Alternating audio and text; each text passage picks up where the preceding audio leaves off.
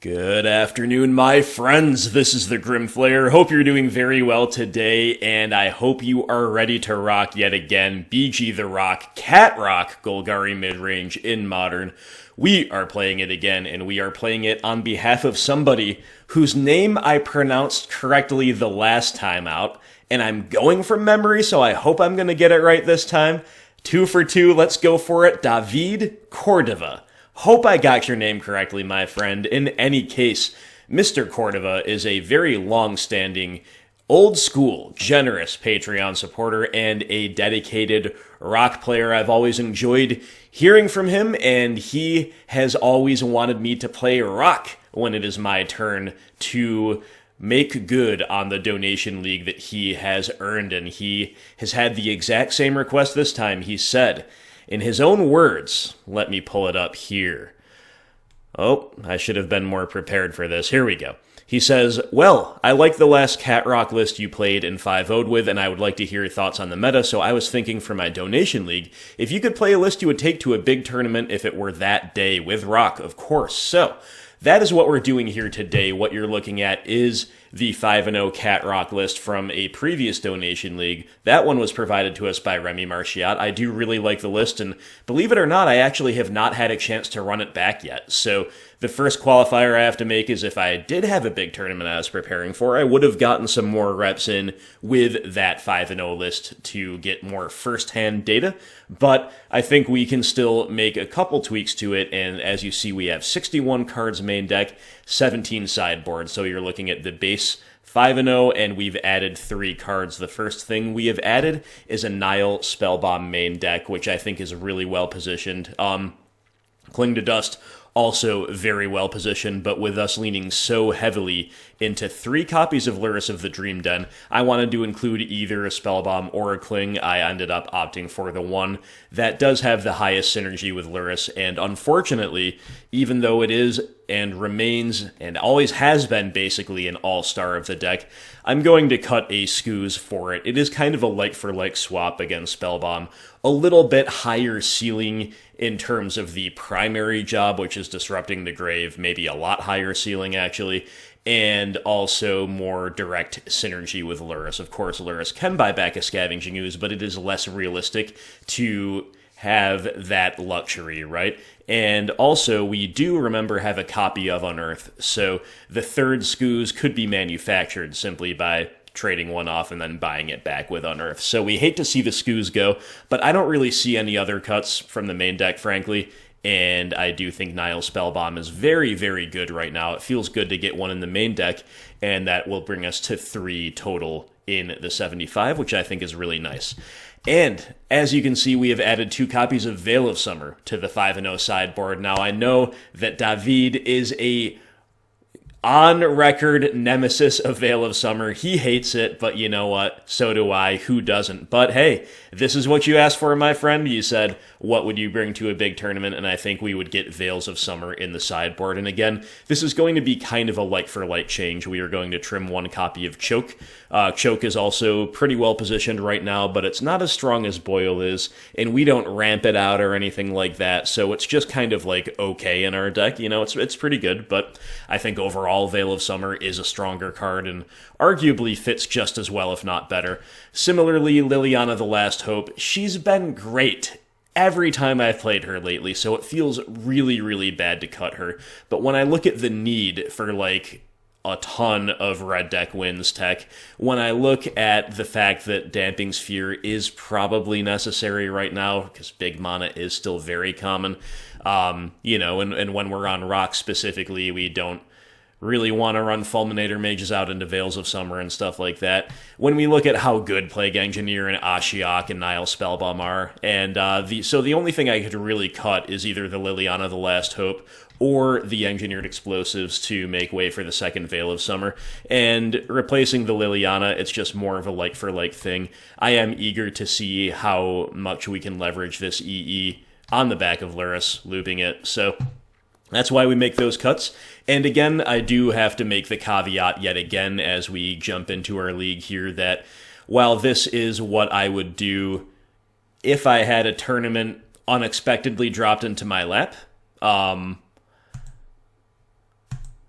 like tomorrow, this is what I would bring. If I had had more time to prepare, of course, I would have just gone with the 5-0 for maybe a couple more leagues, and then we would have seen what we could have found off of those data points. But anyway, I don't have time for that. I only have time to play donation leagues and make spoiler videos and all of the rest. So all I can do is give you my best theory applied to a previously successful list. And again, that has ended with us replacing a Scooze with a Spellbomb in the main deck, and a Choke and the Last Hope with 2 Veils of Summer in the sideboard. The deck looks really good to me, and we're going to get into our league right now. David Cordova, once again, my friend, thank you so much for your ongoing, continued, generous support. And thank you as well to Will Gary. Will is our newest Patreon supporter, and speaking of generous, Will is at the tier list here, so very, very nice to see that. Now, let's play. So, right away, it sucks because we have a perfectly keepable hand that is now rendered sketchy because we have our 2 basic forests in the opening hand. The good news is we still have we have 2 plays on turn 1. We can play both of the artifacts, and then we can play Tarmogoyf on turn 2. Due to that and being on the play, I actually think this is a keep. Despite the obvious downside of never hitting the second black land. This type of like value positive, somewhat disruptive, but mostly threat-oriented and permanent-oriented hand on the play is the type of hand that we like to keep in the blind. So I'm going to keep it. Right away, we are risking an auto loss in game 1, but I hate mulling with the rock in game 1s. I really, really do. And with Mishra's Bauble seeing an extra card, we have every chance of really hitting the black land by the time it matters, right? So basic forest into Spellbomb and Bauble is probably a little confusing for the opponent. Don't worry, OP, it is confusing to us as well. Uh-oh, Fact or Fiction on the top, so we're against some kind of control deck. Glad we didn't mully, I guess, but we gotta draw black lands now. If we can draw enough to go Bob into Lily, we'll be all set. Instead, we draw 2 more black spells. Oh no, it's happening. It's happening. We're gonna lose. We're gonna lose. Again, the basic forest surely has opponent very confused here. So we'll see what they've got. And they're simply fetching a Triome, sure. You know, if we can draw the black land next turn, I'm actually feeling kind of okay about this, despite the fact that it would be really nice to have it, but oh my goodness. You miss it 3 turns in a row and also don't draw anything else castable. Also don't find any other baubles to get through the deck, then yeah. Then the keep's gonna look pretty silly.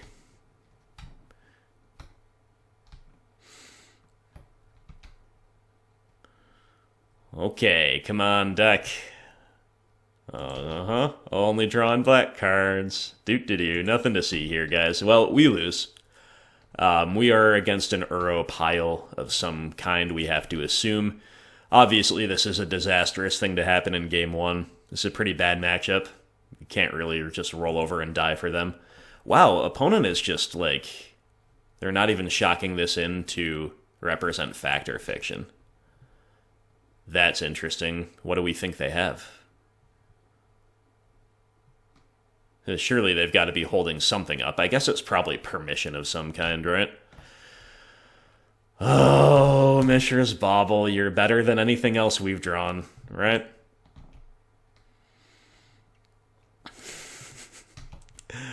It's just a little silly when stuff like this happens. We need to at least know a little bit more about what they're up to. Seems just kind of like an Uro... like a standard issue Uro Pile.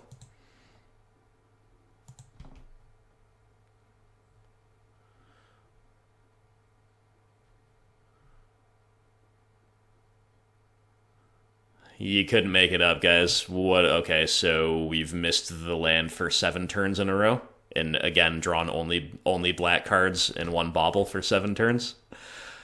Alrighty.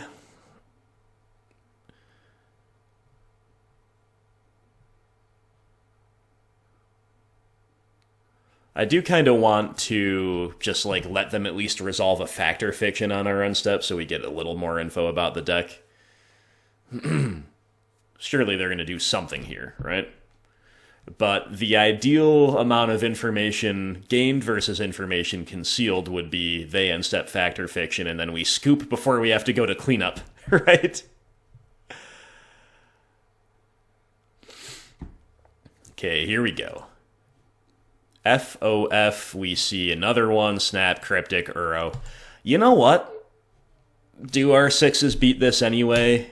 Not really. So, as much as we did nothing there besides attack repeatedly with a 2-3 Goyf while the opponent just bided their time, whatever. That was looking like we kind of needed to keep 7 and get lucky to win, to me, but who knows? Who knows? So a pretty feel-bad way to start the league, not gonna lie. Doesn't look like we're gonna 5-0 this time if we're gonna be curving out like that, right? But we do get much better post side. Excuse me. They have to probably assume that we are a green-black rock deck, because what else would have 2 basic forests and also be playing Nihil Spellbomb alongside Goyf and Bauble? But there is a chance they don't really know what we're up to. And we have a lot of good sideboard cards. I'm almost certainly going to bring in all of these in at least one Brutality, so that's at 8 cards, and we could make cases for other things. You know, Plague Engineer could play a role depending on what's all in their deck. The subsequent copies of Brutality could be good, but we are going to struggle for slots coming out. So let's begin by cutting 4 copies of Fatal Push. And one option here is to then trim around the edges, but another option here would be to, like, side out Tarmogoyfs and go on the full control plan. Because they're Temur, I think we're probably supposed to leave in Goyfs. Goyf, they can struggle to answer a lot of the time. So we're probably going to opt for trimming around the edges, but let the record state that that is a reasonable thing to do. I think I'm going to cut Unearth, even though it's a fine card here.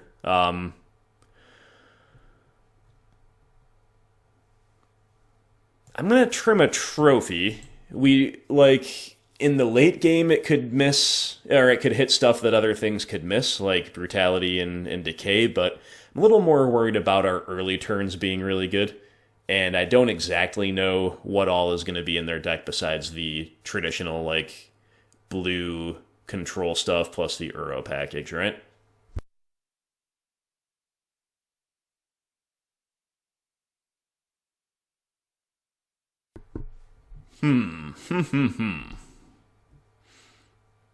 You know, maybe we do actually have to trim a Goyf. I'm thinking about trimming a land, about playing, like, 1 fewer Ashiok or something.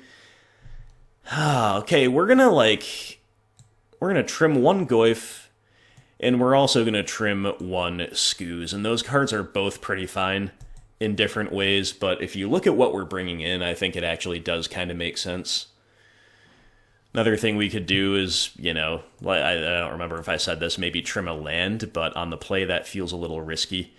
This is a much better keep. It is definitely a keep. We don't have the sideboard cards and the disruption that we would like to see. So it is almost like a game 1 hand. But, again, mulling against this deck, pretty bad. Being on the play with, like, a game 1 hand that has early Goyf, pretty good, right? So, Dark Confidant. Alright, even better than Goyf, I guess. Because higher upside if he sticks and grows the Goyf outside of bolt range, presumably if he doesn't. And hey, we're functional this game. We are functional. We can at least lay claim to that. Still looking like there's a good chance we won't curve out with our lands, though. But hey, are we untapping? Yo, we untap with Bob. Love to see that. Okay. 3rd land and a Thoughtseize. Alright, I guess we are just gonna open up on the Thoughtseizes here. Don't veil us.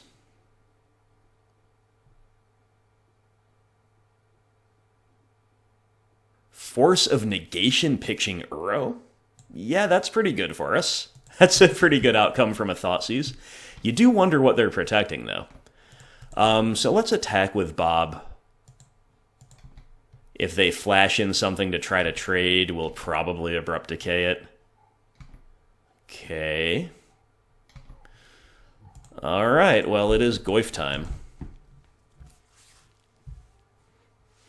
Let's try to press our advantage while we can. Okay, Remand. Fair enough. That makes sense.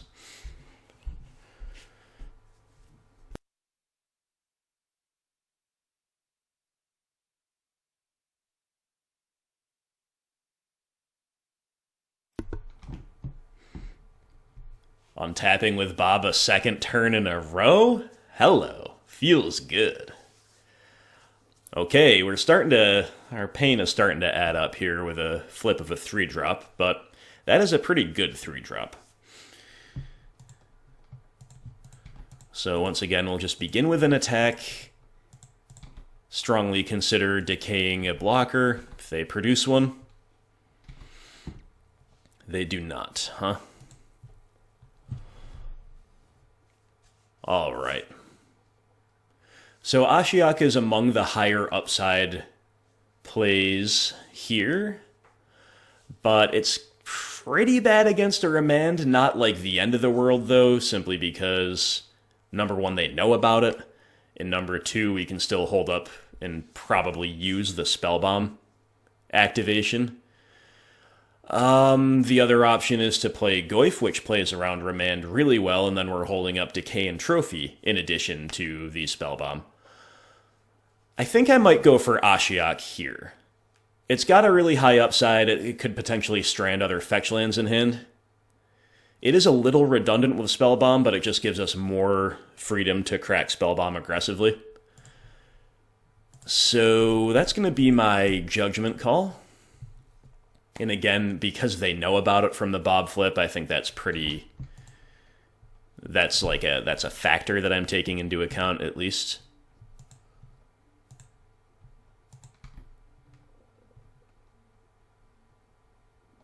Another Remand. Okay. Well, we're a bit punished, but it's something we did identify as a potential outcome.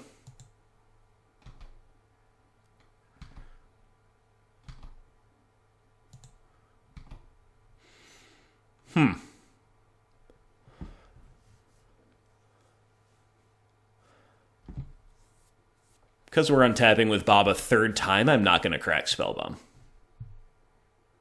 And we flip painlessly this time. That is nice. We'll play that land, and we'll once again begin with an attack. Bobby is taking them to the cleaners of this game, putting a clock down as well as drawing a million cards. Let's just go for the Ashiok again.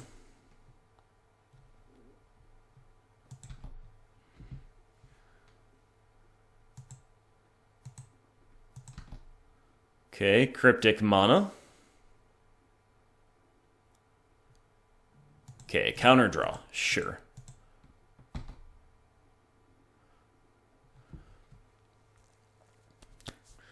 I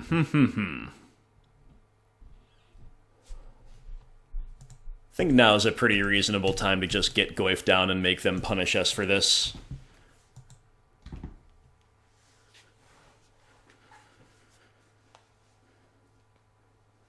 Mystic Sanctuary, buying back Cryptic.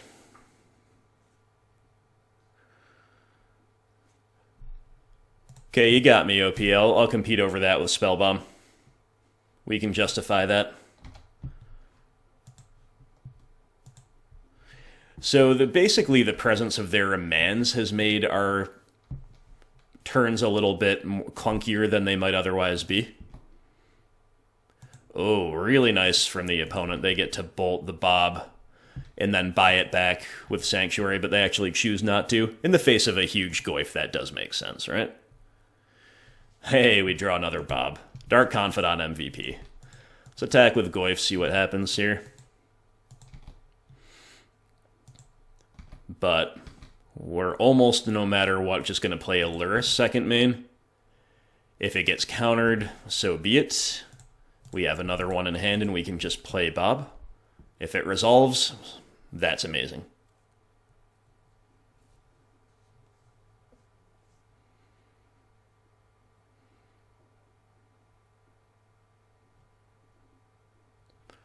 Okay, Archmage's Charm, so just a 1-for-1, that's fine. Let's play the Bob, and maybe they'll wish now that they bought back the Lightning Bolt, but again, you understand, of course, why they did not.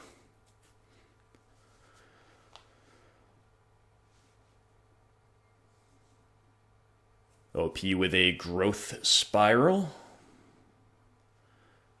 Letting them see another card, make another land drop. Still representing Cryptic. We have flipped Inquisition and drawn Goyf, so the beef keeps coming, right? But let's try to go to attacks.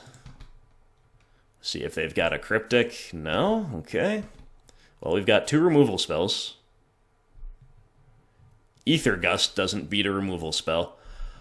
Alright, we're going to bottom that Goyf, because we just have another one in hand, and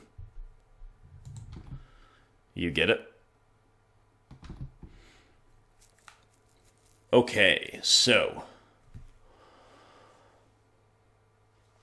I think we should Inquisition, because Inquisition beats a 3rd Remand. Inquisition also could whiff, or could take something relatively low impact, or could take something they can play in response. But the floor of Inquisition, even if it whiffs, is still high simply because it only costs 1 mana, and then we can clear the way for Lurrus buying back Spellbomb, which is really good. Yeah, I think that's the line.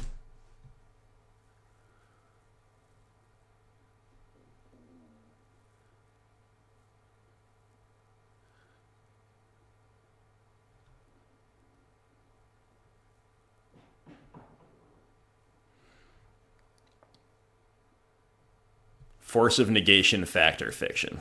Sure.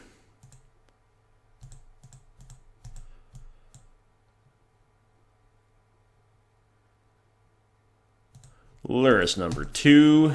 Here's our Spellbomb. This is exactly what I mean about like an on-the-play hand. You see how our keep translated into this really well? That's kind of what I was hoping for with Game 1 as well. But obviously that didn't pan out. So OP with a lot of scary finds off of the Fact or Fiction. It's about the scariest 1 spell 4 land pile you could imagine, right? Wow. So opponent has not made a land drop this turn. If we give them Field of the Dead, they'll get to make a zombie. If we give them Blast Zone, that's like broadly good against us, but we're diversified along the CMC and it's also a little too slow. Scalding Tarn can get them a Mystic Sanctuary, but that might also be too slow. And I don't know what they're going to buy back with that, maybe Bolt for Lurrus or something. So I think the first thing to do is split Field of the Dead from Cryptic Command. Field is like the card that can probably most realistically keep them alive here this turn. But the value of Cryptic and Blast Zone is pretty scary, so I'm going to split it like that. Could really do a number of things here. They take Field and play Field. Got it. And that makes sense, but one of the reasons we can beat that is we just, again, have the removal in hand, right? MVP Dark Confidant. What are you going to show us this time? 2 swamps. Well, that's not very good, but hopefully we don't need anything else here. So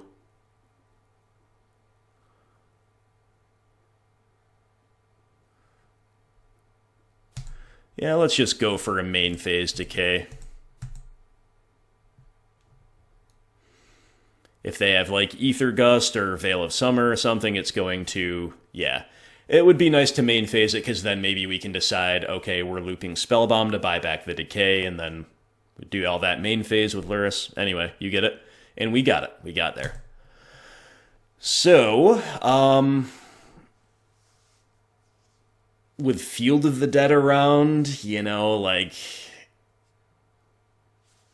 it's not entirely surprising. Engineered Explosives is a kind of good out to that, and we don't play Maelstrom Pulse, but I honestly... EE is so bad against their deck, against everything but a Field of the Dead going to town. And the rest of our deck is kind of, especially our post-side 60, is kind of saying we're trying to stop that from happening, right? Rather than trying to deal with it after it happens. You know, again, Plague Engineer could play a similar role to EE in that regard. And then you could also consider an Assassin's Trophy coming back in, because you can point that at Field of the Dead, but we have to beat, like, Uro, Factor Fiction, Cryptic Command, Remand. We have to beat cards like that, too.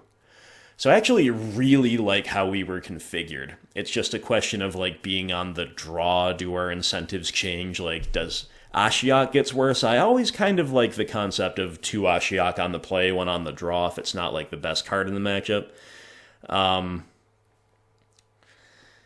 Maybe we don't really need Abrupt Decay. They didn't show us anything else that was low CMC.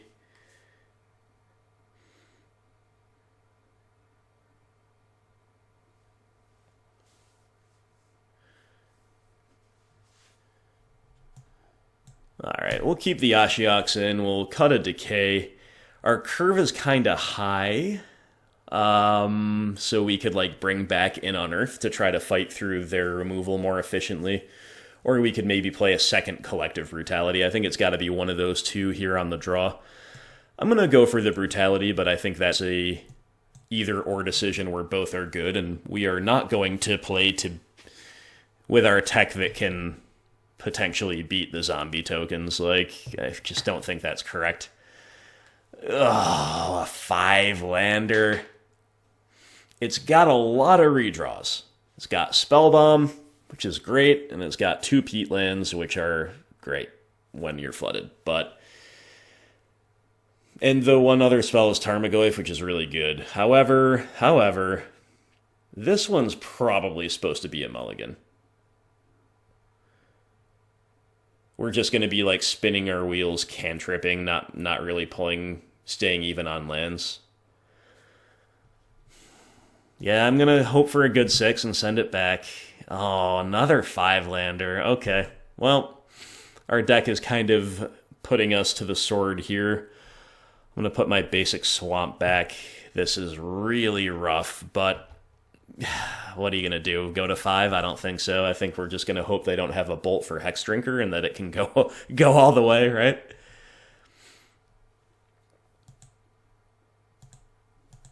And of course, after mulling to a 5... Or, excuse me, yeah, to a 5 that goes... Wow, let's try to talk again. They're about to draw Misty Rainforest, okay. After mulling to a 5-land 7, which goes down to a 4-land 6 after our mulling, we draw 2 back-to-back lands off the top. There is nothing I can do about this, guys. I am sorry when this happens to us.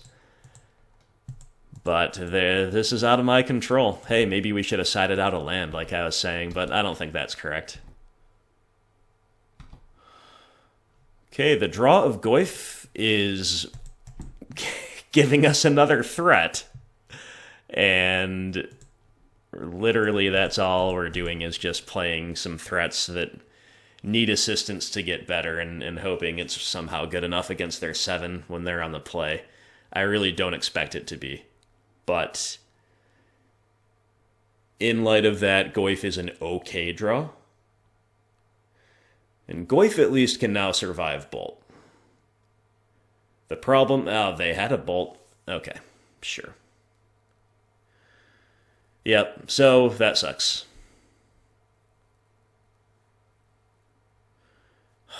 Oh, come on. Another land. Another land. Another land.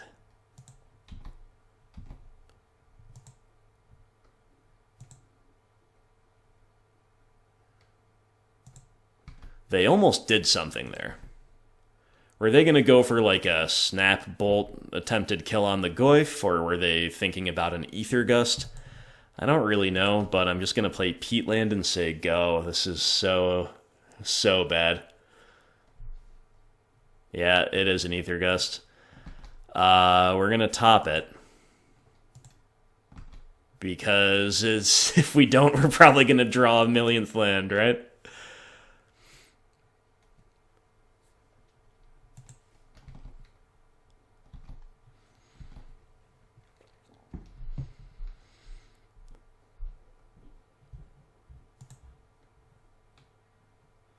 Yep, Uro. So opponents just kind of got like the type of normal Uro progression that we simply can't beat if we stumble this ridiculously hard.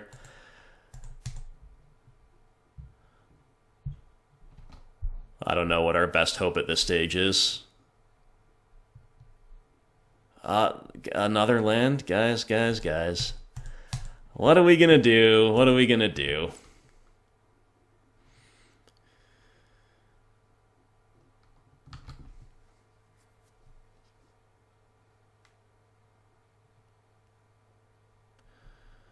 Okay, they don't have another land. Oh, okay. Can we stop for a second and count? So we saw a 5-lander that we mulliganed. We went to a 6 that was a 5-lander that went down to 4. And then it has been 6 lands straight off the top. Is that correct?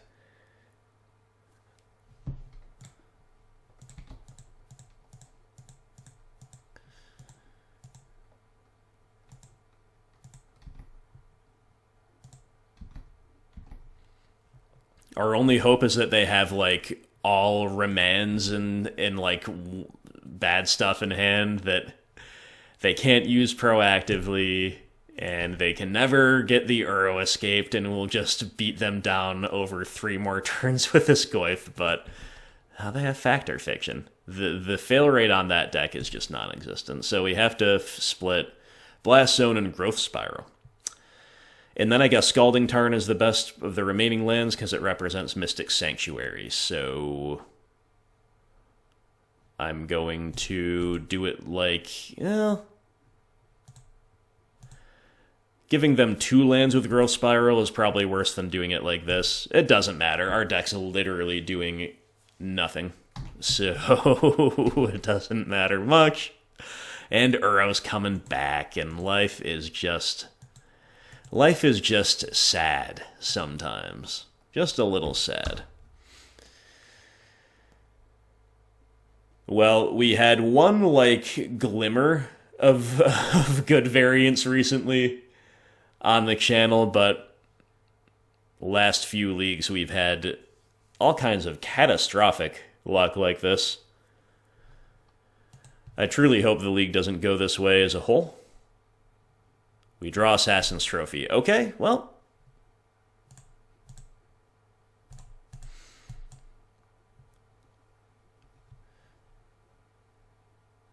Veil of Summer, I concede. We can't beat that. Okay. Terrible, horrible, feel bad round 1. I've already complained about everything there is to complain about. Let's hope it gets better from here. Round 2, attempting to maintain a sunny disposition in the face of that. We are against a Lurrus deck. But they mulligan, so it's actually going to be even on cards to start with. Our hand looks really good against a Lurrus deck. I imagine that it's Rakdos Prowess, and therefore I imagine that the Bob is bad. But being able to go Inquisition into Goyf against that deck off of 2 basics, and with Baubles to make the Goyf even bigger than it would otherwise be, is actually really, really good. That's a really good 1-2 punch. So, opponent will keep 6, and we shall see what they have in store for us.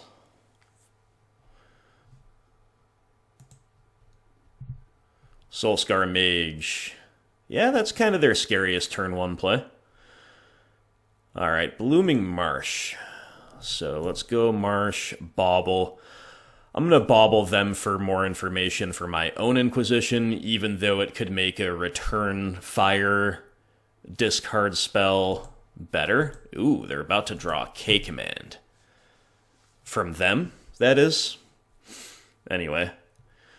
Okay, they have, wow, 2 pushes, 2 baubles. Dang. Dang. Okay, take 1 push.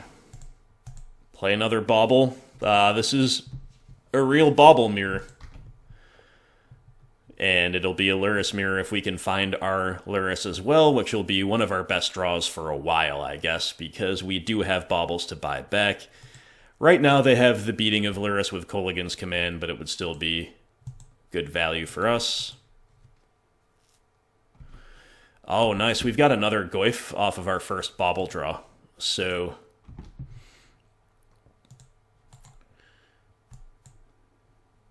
we're doing the Goyf thing.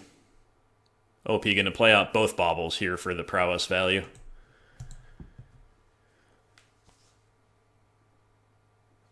In general, even though Inquisition is one of our best cards, Fatal Push is even better, and here's a great example as to why.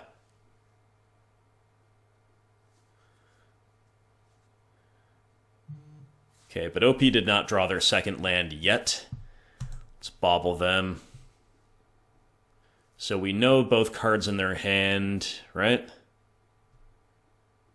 Yeah, okay.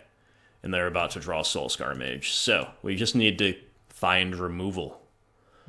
Find removal. Order of the day.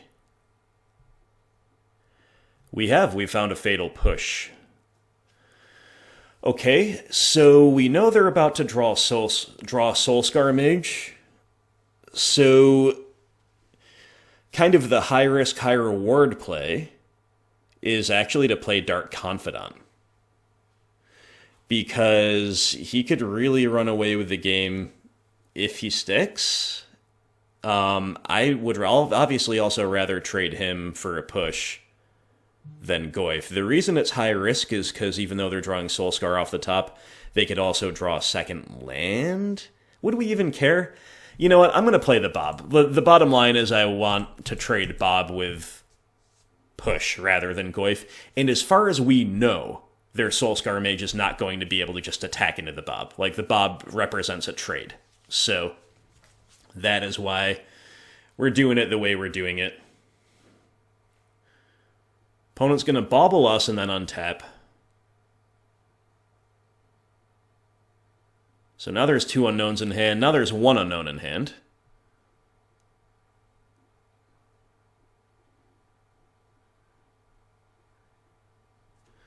And what's for 2 mana here? Monomorphos. That punishes us. Okay, so like 2 of their 3 unknowns were a second land and a spell like Monomorphos, which is not always even included in the red-black prowess decks. So it's pretty rough. Well, don't get it twisted, we are max punished. However, it is possible that they still end up pushing the Bob here just for mana efficiency and for extra prowess and to play for us to not get lucky, basically, by keeping the Bob around and hitting lands. But they don't. Wow, they attack with Swifty? Alright, well, I'll take that trade. That's still good for us. I think if they were going to make that play, they should have played Soulscar Mage, right? But I don't know. These games can get really complicated. Alright, so the opponent still has a Fatal Push. Sad but true. Sad but true. Might be time to just trade a Goyf with 1. Part of me wants to run out Hexdrinker instead, but at this point, Hexy could die to Kolaghan's Command, and that's pretty bad, and Hexdrinker is a good late-game card too, so why don't we just do this, and we're going to push their Soulscar Mage, and we still need to keep drawing a removal, though.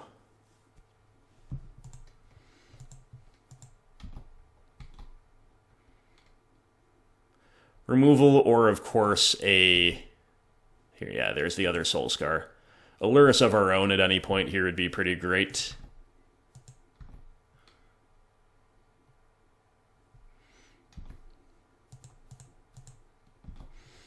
Okay, well, for mana efficiency purposes, we will push one of these on the end step.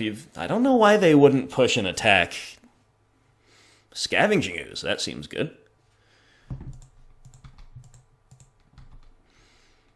That seems really good. Let's get in there with Goyf.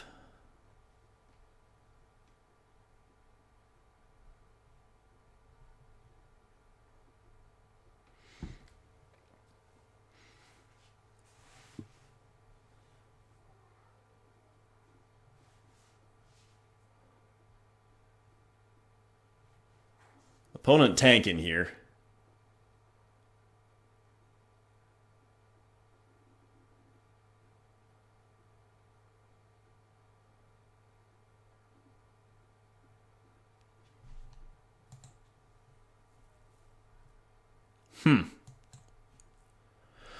Well, I think the line here is just going to be fetch basic forest.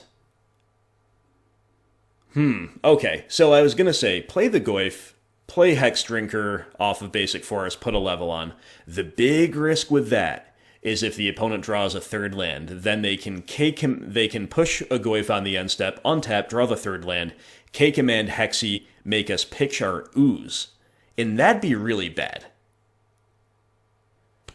I mean, K-command is kind of bad no matter how you slice it, though. But I think with that in mind, with that playing around K-command, I think the play here is to run out Hexdrinker and immediately try to put it to level 4. Obviously, we'd love to be able to get Goyf and Skooz online, but I don't want to trade Skooz with push. And I think this is going to make it, like, if we price them into pushing Hexdrinker right now, which I think we will, then maybe nothing else we are going to play is going to die to K-command, and that's a good place to be in.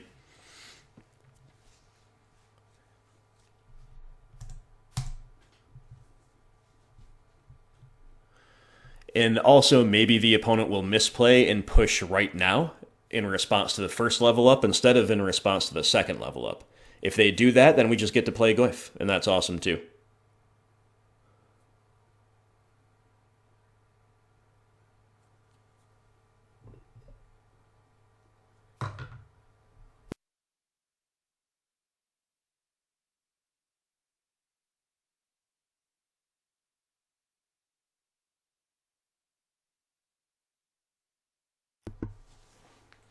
Okay, opponent kind of treading carefully here. Making us go all in. Is the push going to come now? Yeah, okay. Again, I think this is a good outcome for us on the whole. There's the third land. Okay, so now we are kind of playing around Kolaghan's command better than we would otherwise be. They play Swifty, sure.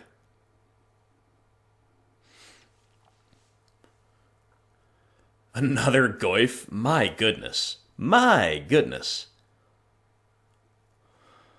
Well, let's attack with this one, and then I think I'm just gonna play both Goyfs at this point. Again, that could be kind of bad against K-command, just because they could make us discard our Skooz. But can they really beat 3, 5, 6 Goyfs after they presumably take a hit here and go down to 7? I kind of doubt it. Then again, like, playing a Skooz and gobbling up their 2 creatures is pretty awesome too. There's, like, not a bad play here. Let's attack and see how they block.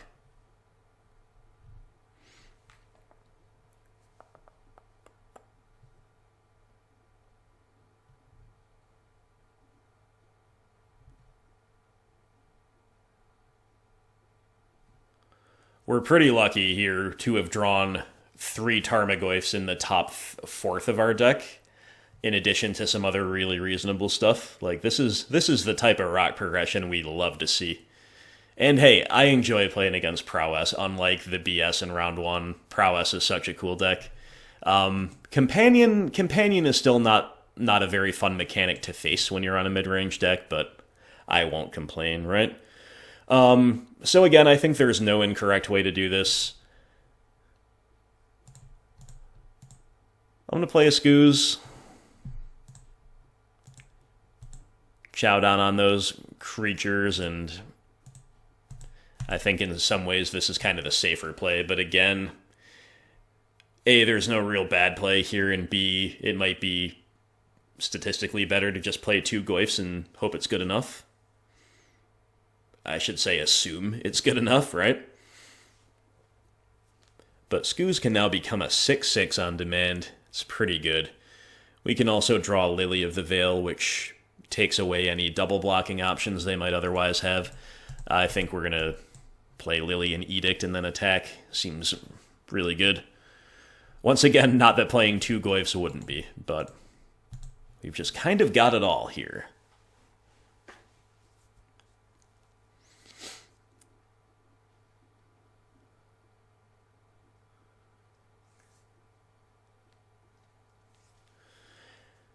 And Lily represents just another something that they have to worry about. Perhaps something that if they do somehow manage to stabilize can keep them at bay, can keep them from putting Lurrus into hand.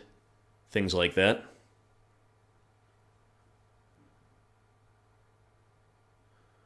Opponent tanking a lot over these decisions. I don't think they matter that much, but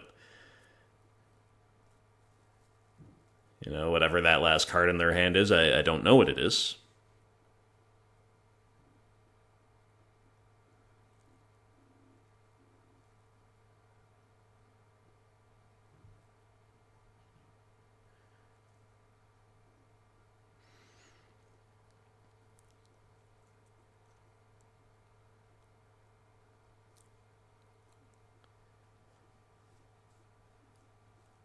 Maybe they're double queuing. Apologies. Apologies. Nothing I can do about this either.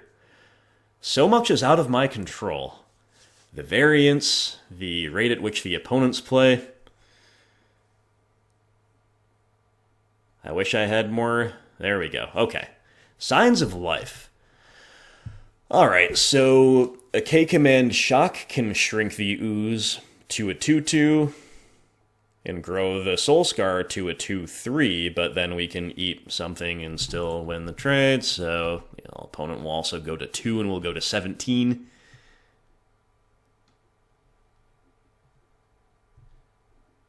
Cling to Dust, just like... okay. Just targeting our Verdant Catacombs? Well... I think we should actually compete over that, because then they're not casting anything else this turn.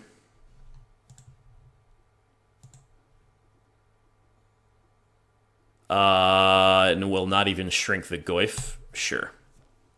Then they just have to chump block here.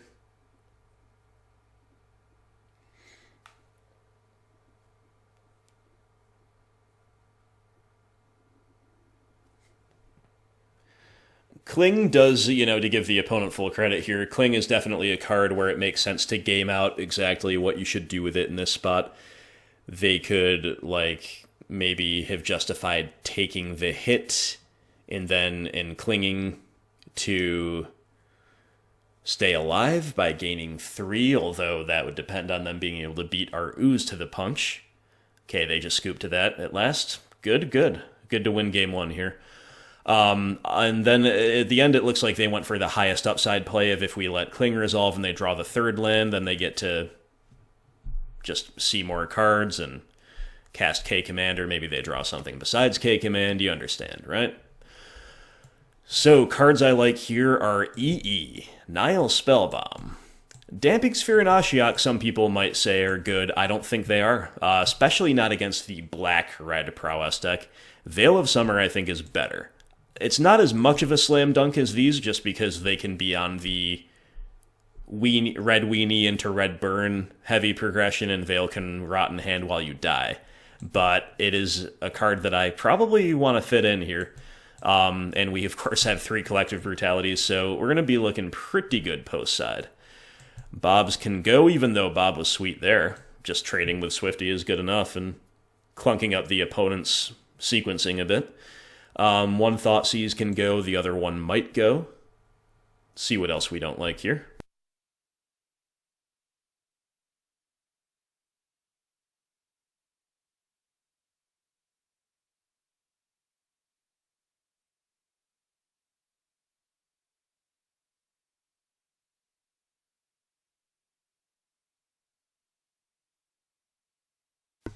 Yeah, we have no bad cards left in our deck, and we're at 61 before we even bring in Veils of Summer, so why don't we maybe try to fit one in? It is a really good card, I feel, in the matchup, but due to the fact that it can rot in hand while they RDW us out of the game, maybe we only play one. Again, just no bad cards. Unearth's really good here. Probably cut a Hexdrinker. You could even cut both, but one seems fine. You saw how it drew the Fatal Push last time. Cleared the way for other things.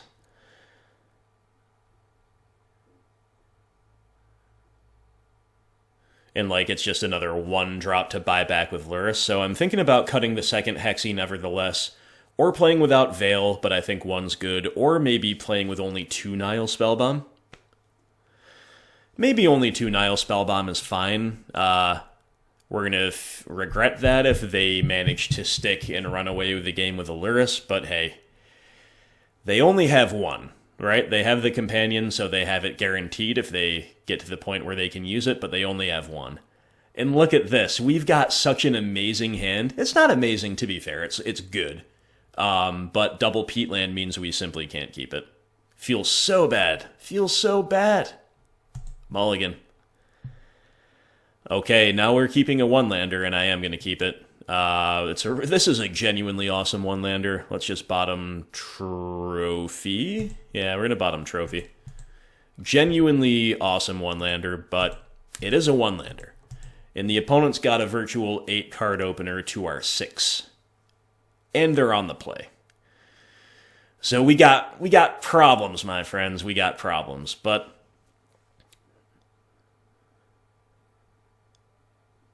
okay, there's a Verdant Catacombs. I like that. Inquisition U. Monomorpho, Seal of Fire, Lightning Bolt. I'm just going to take the Morphos, and I guess they're going to dump out the hand and then attack us, and then we'll have Decay turn 2 into Goyf turn 3. If we draw a third land, Goyf will be backed up by Veil of Summer. So at this point, we want to fade... they interestingly don't dump out the Lightning Bolt. Yeah, that makes sense. Maybe I was hasty to assume they would. This is a game where we play for the grind, right? We draw Lurrus, okay.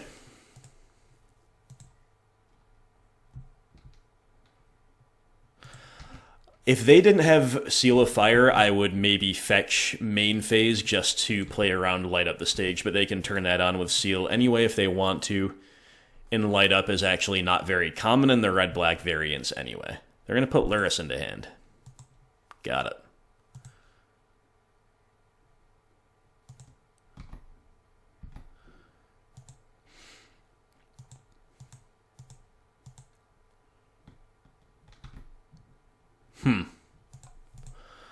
Well, I still think we kind of have to decay Soulscar Mage, because if we don't, they're not going to play the Lurrus out that aggressively. You know, they don't have any incentive to. So we're going to do this.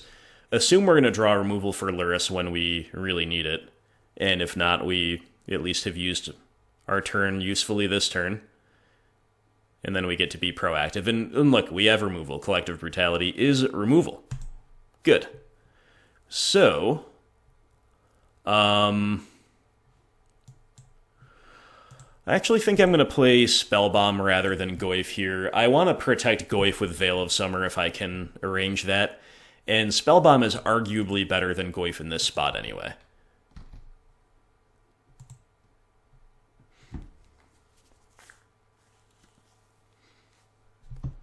Okay, I guess that mountain we already kind of know about, right?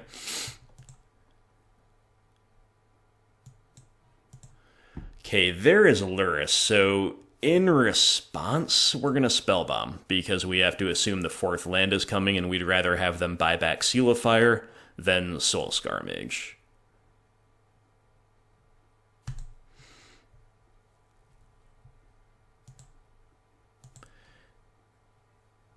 Inquisition, alright, I just really need to see a third land here, deck. Alright, yeah, there's the fourth land, so we're rewarded for that aggressive Spellbomb. And then indeed they're just going to buy back Seal of Fire. We can beat that. They just got a free shock. Not the end of the world. Ooh, but still no third land for us. So I guess we're just going to pitch our Inquisition because we're probably not going to find a great use case for it, and we're going to kill Lurrus and take the bolt or whatever else out of their hand we need to.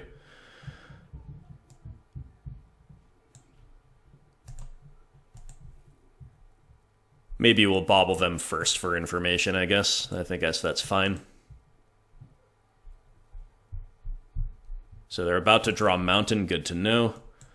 Escalate with 2 modes, kill your Lurrus, check your hand.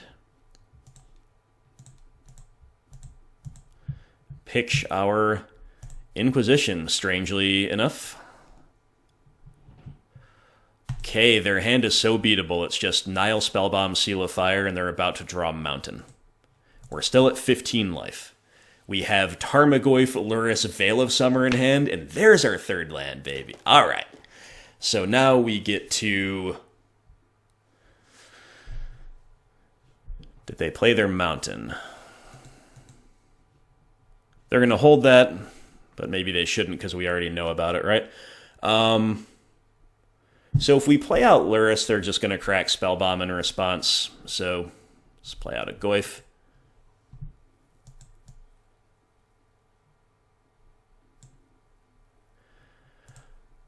I guess we kind of have to play Veil off of a fetch land, and that's fine, right? We'll just have to fetch and shock, and hopefully that won't be the difference maker. If we end up having to Veil this turn. Because they're going to Spellbomb us. They desperately need to draw action. And then it might be prudent to have the fetch land around to rebuild the Goyf. As far as our graveyard goes. Sure enough, they do Spellbomb us. And hopefully they try to double Seal of Fire the Goyf, because that would end badly for them, putting enchantment in the yard, and we can also fetch in response to one of them. Okay, there's the Mountain, so there's 2 unknowns in hand. We would love them to just go for like a discard spell or a Fatal Push right now. Instead it is Bauble off of, or Swifty into Bauble rather.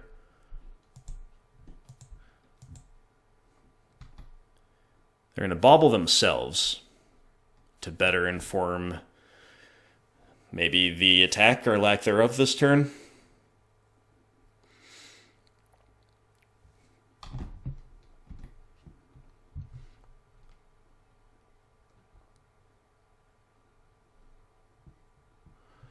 They're going to attack. I think we're supposed to take this kill.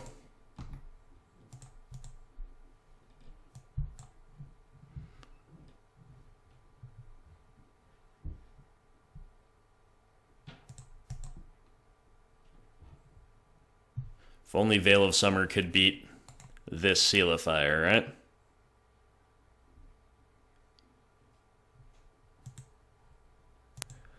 So Goyf just 3 for 1 then? Seems awesome.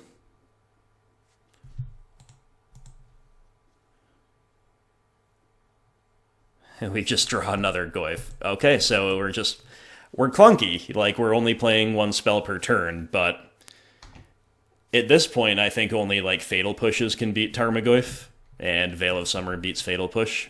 So I think we're in a great spot. We have all kinds of flood insurance with Lurrus waiting to buy back the Goyfs if they do manage to beat them. Why would opponent fetch their main phase? I don't know. But sure. Draw a basic forest. Alright. Alright. It's the Goyf Parade here. We've drawn the requisite number of Tarmogoyfs to win a prowess game. And I feel so good with the Veil of Summer in the back pocket here.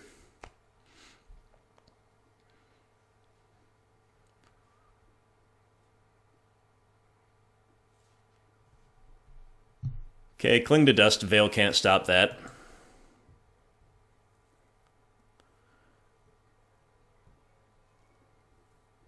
Into Kroxa.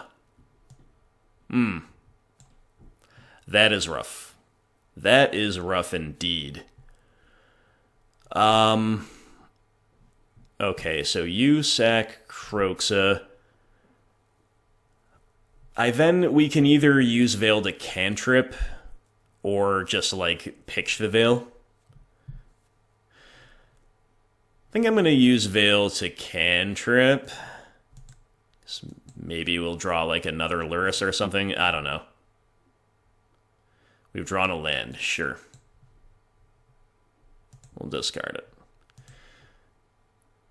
That's, like, nominally a reason to do that as well, but actually that 5th land is kind of okay, just because it lets us go Lurrus into Goyf, but can't do it if we pitch Lurrus, right? So, back up Lurrus. I mean, it's probably good enough to just get us over the line here. But Kroxa's a big, big problem. However, unless they've been slow rolling like a removal spell, we should just have lethal. They'd have to like slow roll a removal spell and then draw another one.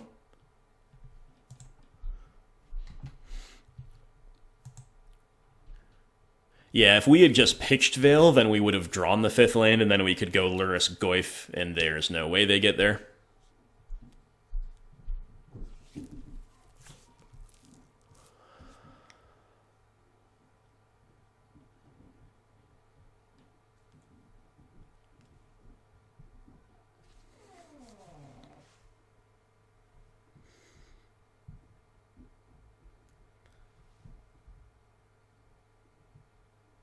Okay, so I guess opponent has to have 2 1-mana removal spells.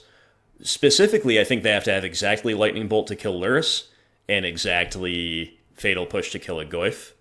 They have instead Kiln Fiend. Okay, a blocker keeps them alive here too, actually. But not if we draw Assassin's Trophy off the top. Alright, GG. So buy back a Goyf before anything else happens. Just to establish dominance, and then we trophy Kroxa. A good draw. A good draw indeed, and that will do it. And there's the concession. Cool. Okay, didn't expect Kiln Fiend because we saw their like main decking Fatal Push, and now that we see Kroxa, plus Kiln Fiend being in post side, I don't know what to make of that. I hope OP didn't side them in against us, but you never know. You never know what people's builds look like. The prowess lists do vary, of course. Right now, there's kind of a spectrum. Did a little bit of research on this for my recent Patreon article, and I am surprised to see Kiln Fiend there, especially post-side, as I say, against us. But in any case, we do get there. Pretty nice win here, and we're 1-1. Round 3, and we have lost the die roll. No companion this time, and this is a classic on the play hand where we have, like, a high threat density and good enough disruption. On the draw, I don't think we should mull it, but it is a hand that's much better on the play. And I know in general, like, when I say stuff like that, you might be thinking, well, isn't it pretty much just usually better to be on the play unless you're 8-rack? And we'll hit keep to that, I would say yes, but certain hands function broadly as well on the play as they do on the draw. Some specific progressions reward you for being on the draw. Okay, we're against Ad Nauseam. So our hand's medium against Ad Nauseam. It's got pressure. The Abrupt Decay could be the difference between stopping them from comboing off in time and failing to do so. Another Hexdrinker is kind of the last thing we needed. We'd love to draw our black 1-mana spells. And I don't mean Fatal Push. I mean Inquisition and Thoughtseize. That's what we really wanted to draw there. But hey, you know, Savannah Lions mode activated, and we'll see how far it gets us. But Ad Nau's keeping 7. They've got a couple Lotus Blooms suspending. That makes our Abrupt Decay pretty bad. Now the real use case for Abrupt Decay is destroying Phyrexian Unlife. And that admittedly could be really good. Now they suspend a third bloom. Okay, so attacking their mana is no longer useful. Even if they had played a Pentad Prism this turn, we wouldn't be hitting that. We have drawn Mishra's Bauble. Okay, so that's alright. Let's begin just by bobbling the opponent, see what they're going to draw off the top. Spoils of the Vault, a combo piece, potentially. So we are either playing Tarmogoyf or Dark Confidant. I'm actually inclined toward Bob, because we do have a lot of valid disruption Bob can draw toward, and right now, Goyf is only a 2-3 just like Bob. However, certain trades happening is gonna make the Goyf bigger. But Bob can also draw, a Fetchland and discard spells and other ways to make the Goyf bigger, so I am just gonna we're gonna trust in Bob. I do like that here under the circumstances.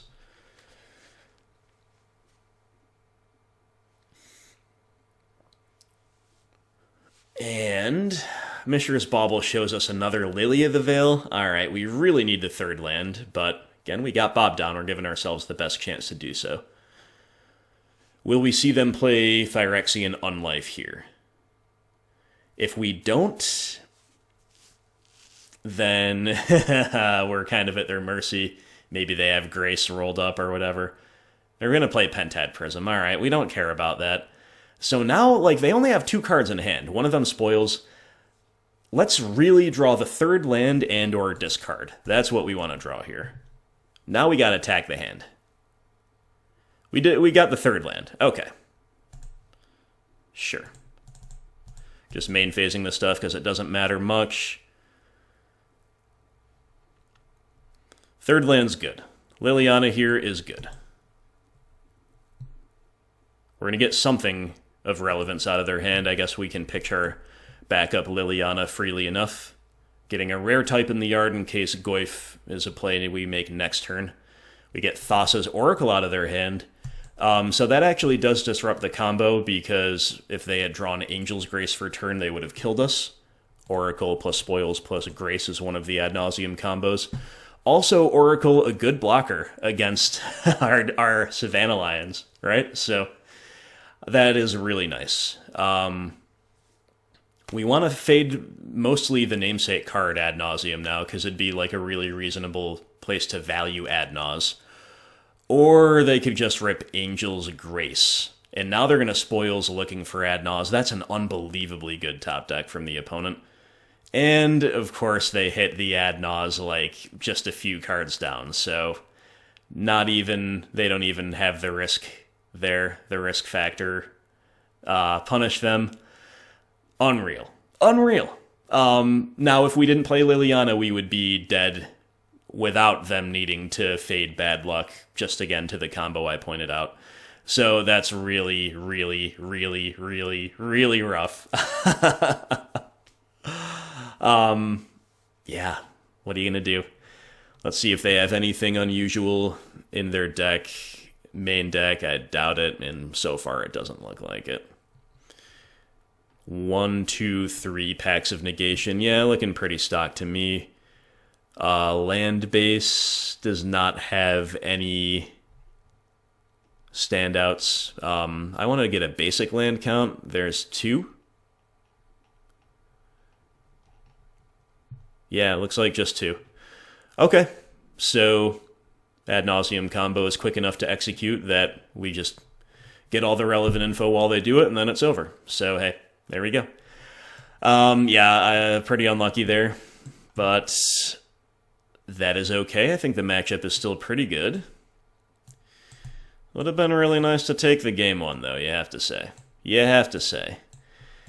So, Collective Brutality is our clear best card to bring in from the sideboard, but it is bad against a Leyline, and in general, their Leyline starts are the toughest ones to beat, assuming they don't actively throw away decent 7s and 6s, digging aggressively for it. Of course, if that's their mentality, they're likely to get punished for that.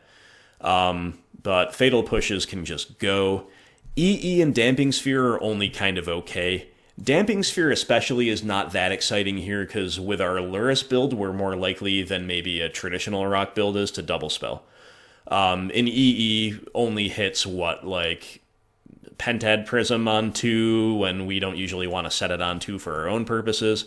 The main thing to do with this is to set it on 0 and to crack it on their upkeep after they've resolved Lotus Bloom. It's pretty medium, right? But we already have at least one card to bring in. Let's play one Damping Sphere, and then from there we could cut like Unearth and a Scavenging Ooze pretty freely to play both of these and be really well configured.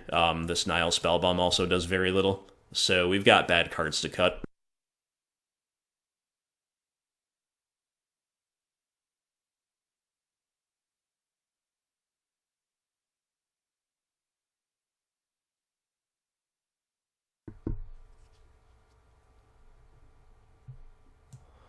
I think we're going to bring in both Damping Spheres, and we don't necessarily have to play them. Like, if it looks like it's not going to be the difference maker, but like on some of their go-off turns, it can be the difference maker. It can time walk them, or it can slow them over the course of a couple turns.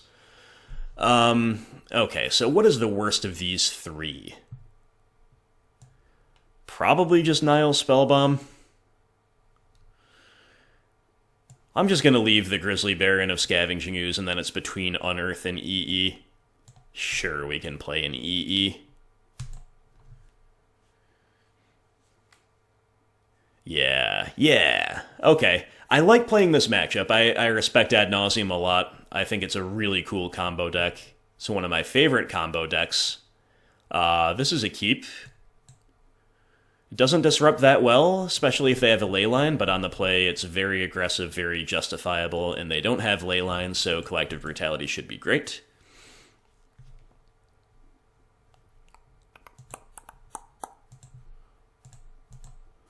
Once again, Savannah Lions is actually pretty good right here. Seen a lot of Hexdrinker this league. And we'll bauble them on their upkeep. You might not think it matters, but they could indeed have Thoughtseize in post side. I don't know that they probably will, but it is a card that gets played in the sideboards, let's just put it that way. And they're about to draw Spell Pierce, huh?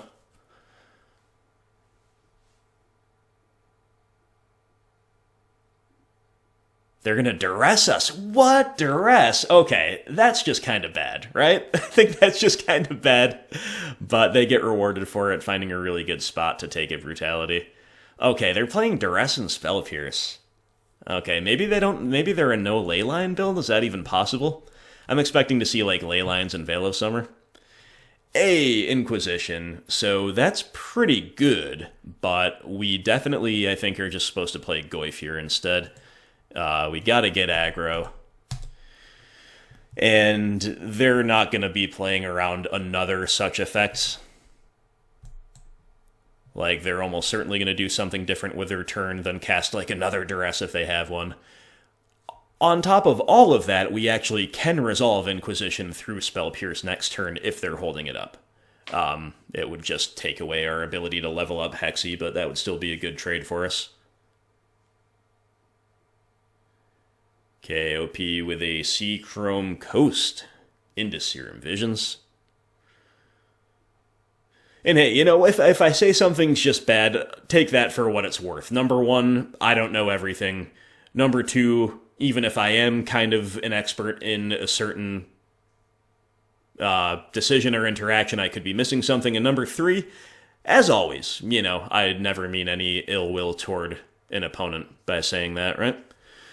Okay, so I think we're probably supposed to Inquisition because we have no out to Phyrexian Unlife, and based on their sequencing, it seems likely that they have one.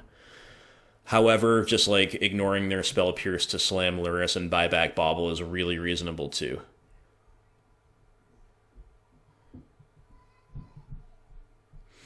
And that, like, digs us toward...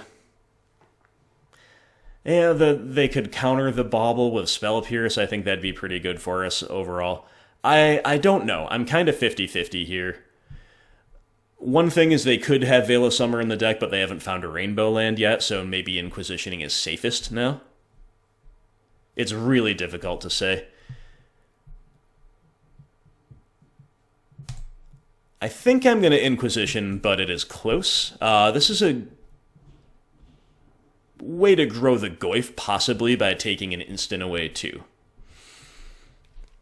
So, like, this is kind of an aggressive play that speeds up the clock in its own way. Yeah, so I'm going to pay for the Spell Pierce and assume my Inquisition's not going to whiff. And that'll be... yeah, this is great for us, I think. So they have Angel's Grace, Serum Vision, Spoils of the Vault. Probably supposed to take Grace. That's also going to grow the Goyf. Well, no, we already have Instant in there, sure. Let's just give it another moment's thought. Yeah, I think taking Grace is correct here. Grace is the least risky and most utility-rich combo piece in terms of they can just cast it as like a bad or as like a fog that they don't want to use it for to stay alive if they have to.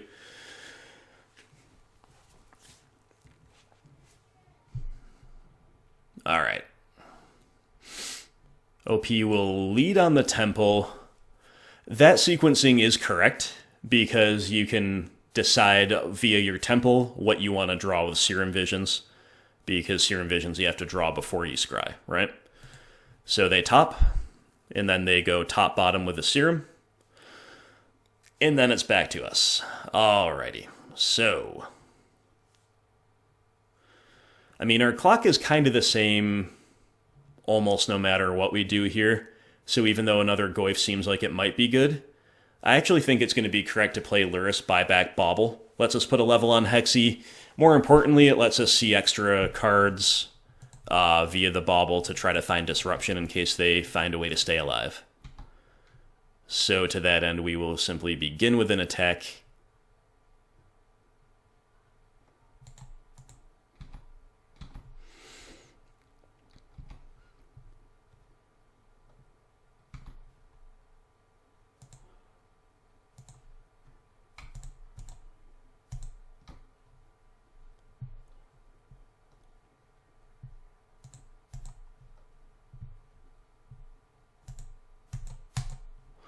Put a level on Hexy.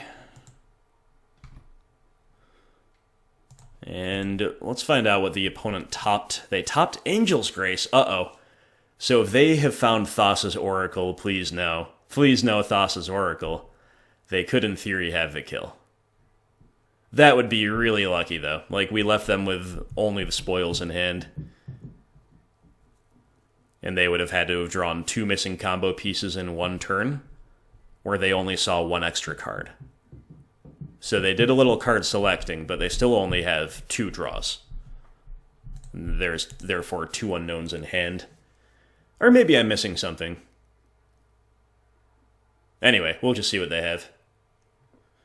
I mean, they're not dead, even if they don't have the combo, because they can Grace to stay alive. But opponent tanking... it does make me wonder. It does make me wonder what's going on.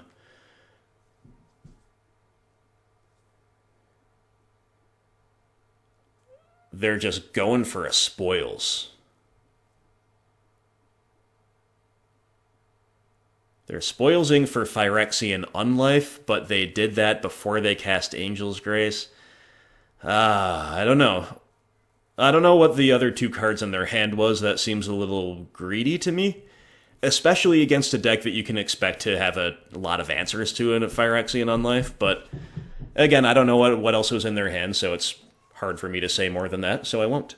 But that was a pretty good win with like an okay hand. Our hand didn't set the world on fire.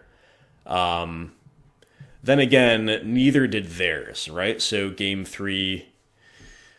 anybody's game, right? Anybody's game. I think we're configured correctly, and I will run it back.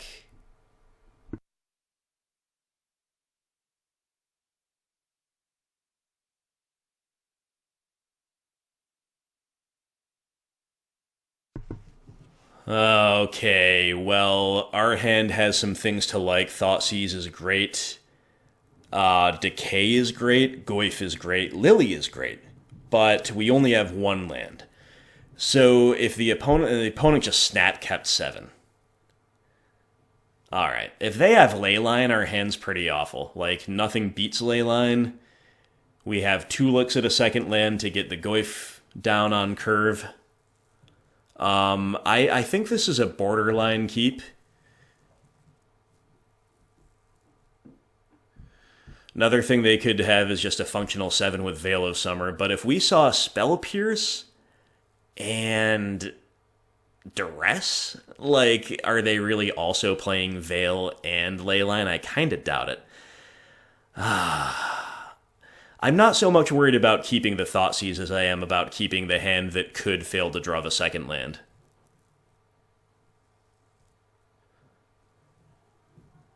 But like, Thoughtseize, Decay, Goyf are all primo cards here. Lily of the Veil only slightly behind those. This, like, if I could trade the Skoos for a land, this would be a snap keep, no matter what I thought they had. What I thought they had. I don't know, guys. I don't know. This is an important decision.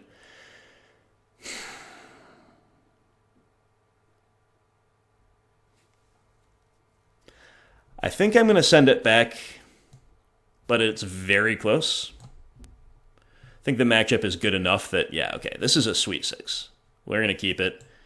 And I actually might bottom an Inquisition because, like, I feel able to beat them with IOK, Bob, Lily if they're not a Leyline hand with just 1 discard spell on average. So I'm going to do that. Like, I don't think we should leave ourselves too soft to a Leyline. But opponent doesn't have Leyline, so we're punished. They also are not representing Veil of Summer, so that's good. So, I think we have been rewarded for the mulligan, and then time will tell whether or not we're rewarded for bottoming an Inquisition compared to other things. At the risk of making their duress slightly better, I am going to bauble them first to maximally inform our own Inquisition. So Thassa's Oracle will be coming off the top for the opponent, and Serum Vision Spoils of the Vault.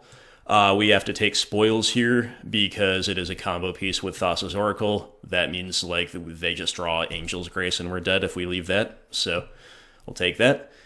But, you know, they're going to draw the Oracle. They've got no mana issues. Ooh, Damping Sphere is interesting for us, but we're almost certainly just going to play Bob. And they're going to see a lot of cards, right? They're going to see a lot of cards. They bottom with Serum Vision, so they got good value out of it. We're just kind of ripping land, so even though it was risky, technically we would have been rewarded the most by bottoming one of our 2 lands, right? Is that right? But that would obviously be bad practice. Yeah, Damping Sphere, this is an example of us maybe not playing it at all. Maybe we will find a window for it, but right now it's looking like Bob into Lily is our curve. We might even need to Edict Thassa's Oracle with Lily, as bad as that is, if they just play it out to see more cards and to present a blocker. Maybe we have to. They found Temple of Enlightenment, they'll bottom. Okay, Serum Visions. So opponent seeing just so many cards with the stuff they've found, but they're mostly all going to the bottom. How interesting. How very interesting. Abrupt Decay is the flip off of Bob. Seems pretty decent. Okay. Let's hope they have not found Spell Pierce, right? We'll try the Lily. She resolves. Tick her up. Pitch a Swamp. Get in with Bobby. And then, like, now Damping Sphere is actually looking decent. We just have to hope they don't have anything too crazy rolled up. And more importantly, too crazy coming off the top. We know about Oracle and Coast. There's 1 unknown in hand, another unknown coming off top, and Lotus Bloom coming off Suspend.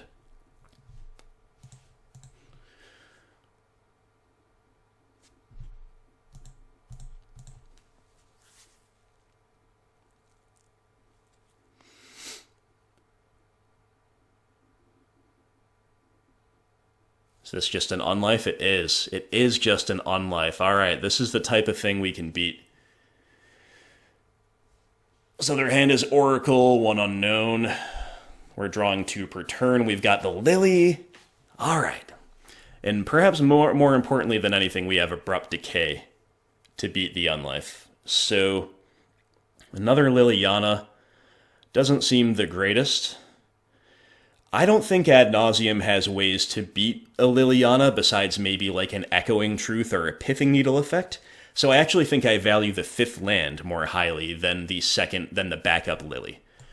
So we'll begin by pitching the backup Lily.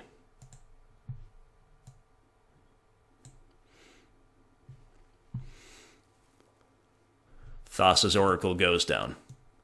So there's 1 unknown in the opponent's hand.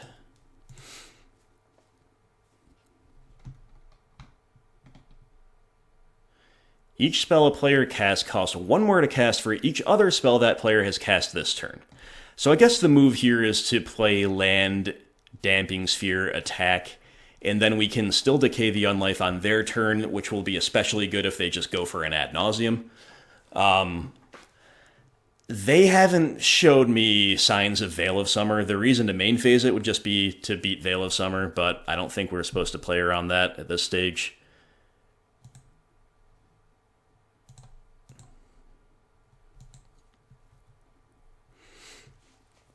So Damping Sphere definitely a little weird at this stage, but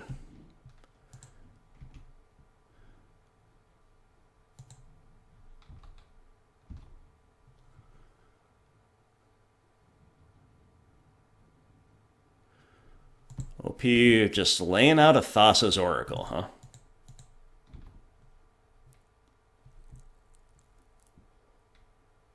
They will top. All right, let's just fire off the decay here.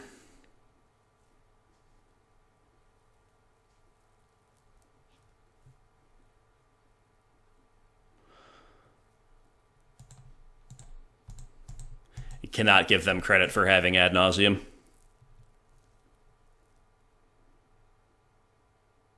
It's just so unlikely based on their sequencing. Right, okay. Inquisition of Kozilek, huh?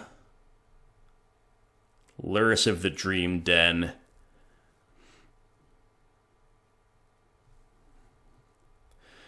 I mean, I guess we can take up pitching Inquisition, threatening alts. We get another Unlife out of their hand. Beautiful. Just beautiful. Okay, so now Lurrus can even block effectively. We'll have to pay 1 for this Bauble. That's fine.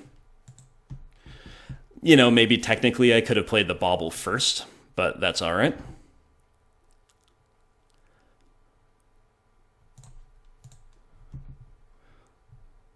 Let's see what they topped. Spoils of the Vault.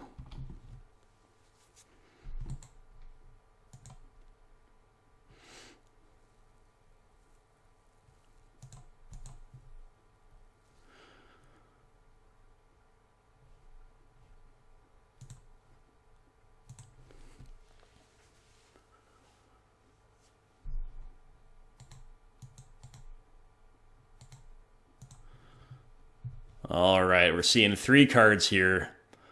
Bauble, Hexdrinker, Field of Ruin.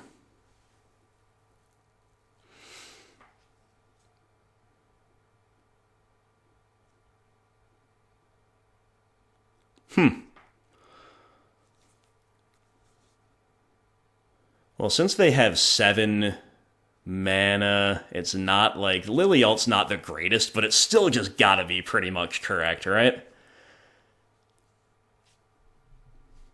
I wish we drew like better cards here, but well, since we don't have anything else to buy back, why don't we begin by buying back Bauble? And let's Bauble the opponent. There's some incentive to Bauble ourselves, but I'm going to Bauble OP. They're about to draw a land. Okay.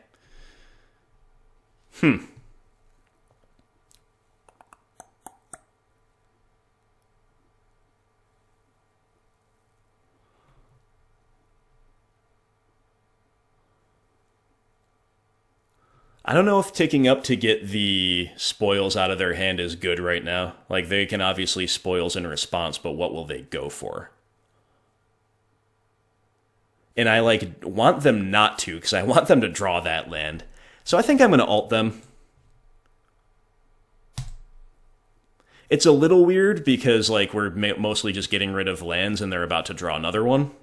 But I hope you kind of understand why. Yeah, they're going to spoils in response. I thought it might get this out of their hand anyway, and I think this can go well for us. They named Ad Nauseam. Okay. Then they're gonna hardcast it. Yeah, this is to our benefit, I'm sure. They have to get really lucky with this. And so far they are. They're finding lands. 0 mana spell. Land. Wow. Angel's Grace? Spell Pierce? Yo, OP going off there, but they should probably stop now, because now a lot of their flips kill them. And they got greedy, went for the Ad Nauseam, and died. Maybe they have to anyway there, I don't know. Like, they had some really good hits, but maybe nothing that wins anyway. Okay, interesting games as always with Ad Nauseam. I felt a little aggrieved that they just top-decked the combo piece in game 1, but hey, that's what the deck does. We had our own share of Slice of Good variants here in game 3, in that they saw a ton of cards, and we had like a medium disruptive progression, and they didn't put anything too crazy together until we had the squeeze on them. So hey, a nice victory over Ad Naus. Another really fun deck to play against, just like Prowess. Winning the die roll for round number 4. Opening on another one-lander, this with Treetop Village. Send it back. We're mulling an unusual amount and keeping some pretty bad 6s as well. This is another one-lander, but this is, to be fair, is a pretty decent one-lander. I think I'm going to keep it in bottom Unearth pretty easily. Could also... Yeah, that's what we'll do. We'll keep bottom Unearth. Yeah, I hate to mulligan so much with the deck, but you know what? Like, it is still performing despite that. And the opponent has mulliganed as well.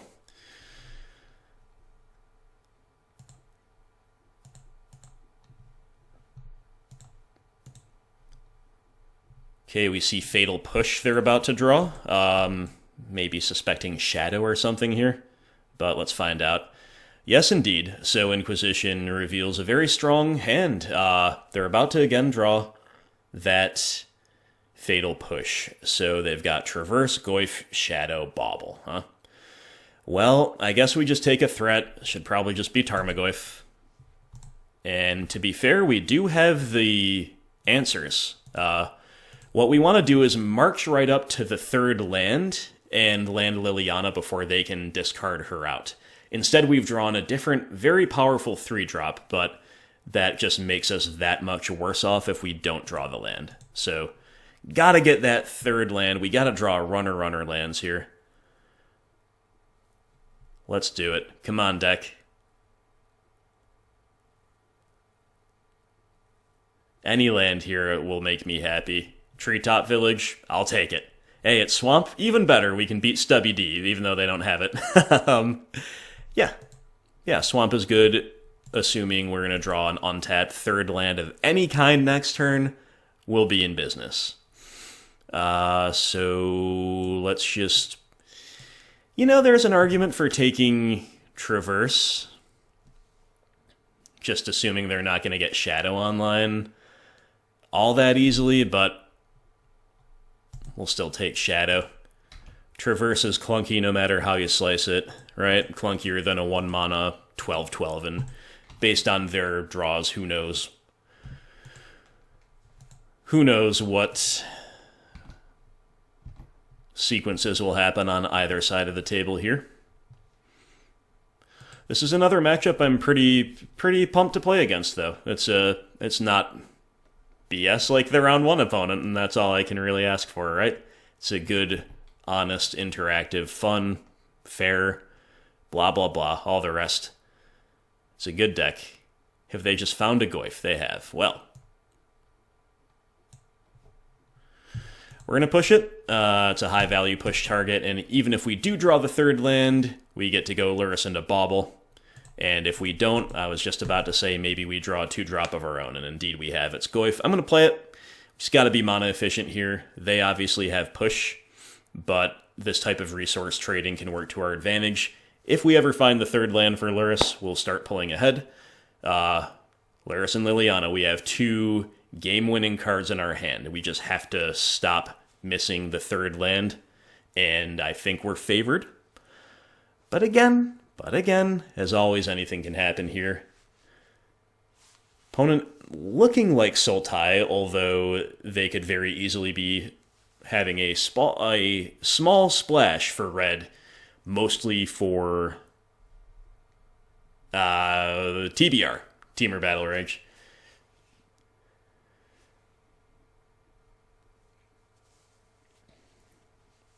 So one option available to the opponent is to traverse for a basic land. If that unlocks some plays, you kind of expect them not to, simply because it's just a bad, like trading a spell for a land in this attrition matchup is broadly bad.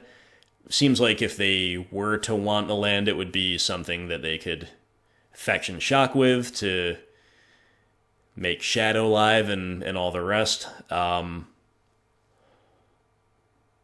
Okay. Opponent taking actions here. Just main phasing a push with their blue. Okay, now they can traverse for a threat. Makes sense.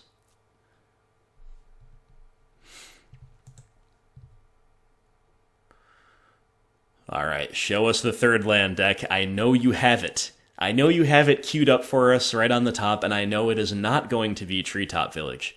Oh, but they go get Verdant Catacombs. How interesting. And they show us red, so 4-color confirmed. And the last card is Shadow. Alright, now we just want the land so we can play Lily. Oh, dang. Man, if there's one thing that I would change about this league, it is just like the screw and flood. And obviously that's a familiar refrain. With mid-range decks, you don't have card selection, you don't have agency over that. We kinda knew they had a push, right? It just makes sense that they could make the less than ideal draw of Skoos into a bad draw. But, you know, the threats just keep coming off the top, so we're still in it. And if we ever do draw that third land, we're going to be able to take over the game, as long as they don't have nutty stuff from here to, like, kill us before we can. We've already fought through 2 fatal pushes. Opponent's got Drown in the Loch. Wow. Alright. Well, their stuff has been pretty nutty, but they're playing totally off the top. They only have a 2/2 Shadow to work with. But they've obviously found something good here. Did they really just find a freaking angler? Man, this has been happening to me all the time lately on Shadow. No, they found Lurrus. That's actually much worse. Alright. What are you going to do? Opponent's draws really couldn't be much better. Not going to lie. They've got the rub of the green with the top deck, and they've also sequenced perfectly. Take nothing away from them. But their draws really couldn't be better, while we are just not getting the third land. Okay, OP will bauble us. Lily of the Veil, I concede. That's so demoralizing. It's just like such a knife's edge matchup where every little thing matters, and when their curve out's that perfect relative to their opening, and ours is just like, here's more 3-drops that you can't cast, so demoralizing. But once again, hey, we've lost a couple demoralizing game ones that we've gone on to do better with post-side thus far. And guys, this deck, like, we're not even getting good progressions, and we're still doing really well this league overall. I think this deck's really good. I think the deck's really good. So, anyway. Veil of Summer, Nihil Spellbomb are slam dunks. Then kind of the second tier of stuff that you want to really figure out why you're using it, if you're going to use it, is going to be Ashiok, Choke, EE, and Plague Man. We'll just have to figure out how many cuts we need to make, and I suspect we'll have relatively few cards we're interested in cutting. So I might be submitting a more conservative sideboard despite a lot of these cards on the side being playable. I'm going to cut a Bob. I've had this bite me before. Recently. I think recently on the channel. I can't remember what league it was, but I think that I was assuming that a deck playing Lurrus would probably not be playing Gurmag Angler, and they ended up playing it. Nevertheless, I'm going to cut Thoughtseizes, respect my life total, assume that everything they're playing is CMC 3 or less, and I also think cutting discard here, trimming discard is correct. We trim a Bob, there's just, there's just nothing else that's bad. Nothing else that's bad, man. So, I think I'm going to play none of these from the side. I think all of the stuff like Plague Man, EE, and arguably Choke are all made... Well, Choke, if they're not Grixis, maybe we're less interested in Choke anyway. Plague Man and EE are made worse by Lurrus. Ashiok is made arguably better by Lurrus, so I think maybe we should find room for an Ashiok. I think exactly one is nice against Shadow. We now need to make 2 cuts. I'm going to go with maybe all the way down to 3 discard on the play, try to outgrind them, and then we're going to cut one thing that probably something high variance we could cut. Why don't we cut a Hexdrinker? I like the sideboarding pretty well here, and on the draw maybe we could trim a second Bob if we win game 2, take him to 3, something like that, but our 60 is very powerful. And this hand is medium, but it is a keep. It is a keep. It's got enough to like that we don't send it back when in yet another matchup where mulling's really bad. So, play the Spellbomb, pass to you. Hope they don't have turn 1 discard. Because our hand really doesn't want to be Thoughtseized here.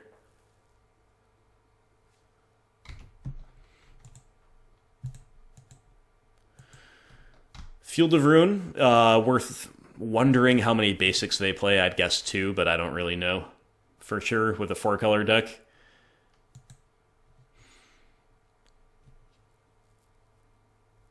Thoughtseize it is.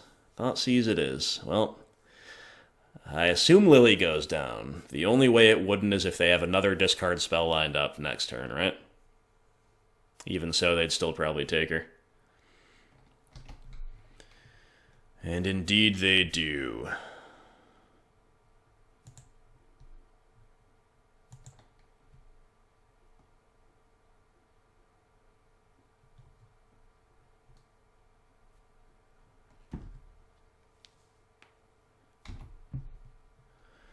Okay. OP knows about our Overgrown Tomb off the top. Bra moment. Alright, well, they know our whole hand, so I'm just going to play Bloodstained Mire. This gives us the option of, if they run something out into push, we can push and then Spellbomb. Which at this rate we might kind of have to, just because we are completely out of ideas.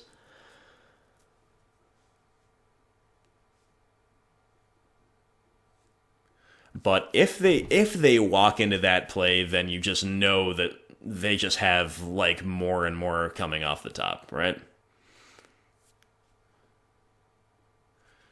Okay, they're going to fetch Shock Cycle. Cycle again. Street Wraith going to town there.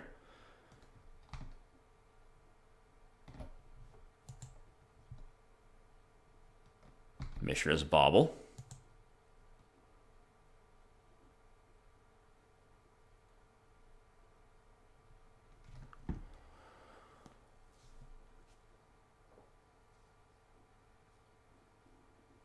Okay, so opponent kind of, with that second Bauble, puts us in a bit of a tricky situation. Well, I guess not really. I was going to say, like, Bauble and Fetchland represent ways we can push Lurrus with Revolt, but we, of course, have another Fetchland in hand for that. Plus Field of Ruin. So, who knows? Shadow. Yep.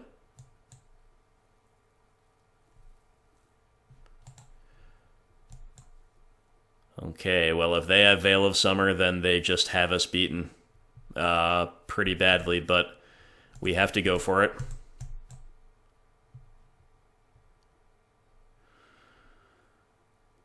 Obviously. Okay, well, we're playing the card too. So can we really complain? We can complain about its existence, right?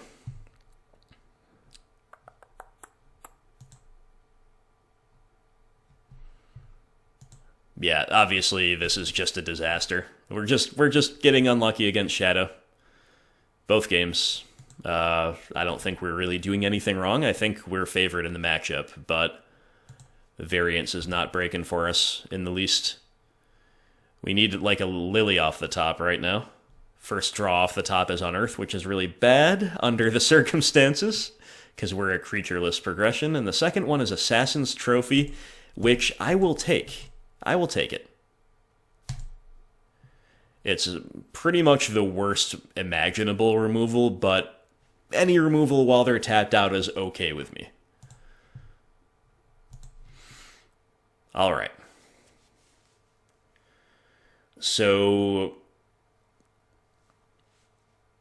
opponent has just 2-for-1'd us a couple times on the back of Veil and our trophy. The nightmare now is that they have Lurrus rolled up. Just nothing we can do about that. Nothing we could really play around. They don't, but they have a Tarmogoyf, and they're representing Veil or maybe Stubborn Denial, and we just draw another land. Okay, cycle the Unearth. Dark Confidant. It is action. But, you know, if they don't have permission, they definitely have removal. So, Bob is of questionable value right here. These types of situations are why when you have such a good 60, it's fine to trim one. But, you know, if by some miracle they're just flooded, Bob could end up being pretty good here. They look like they're considering a Drown in the Loch. I don't think we're going to win this one, guys, especially like if they have anything here. We're just so far behind. Breeding Pool. That's not a land I'm used to seeing in these decks, but obviously shock lands in general are justifiable enough. Okay, yeah, it's Drown.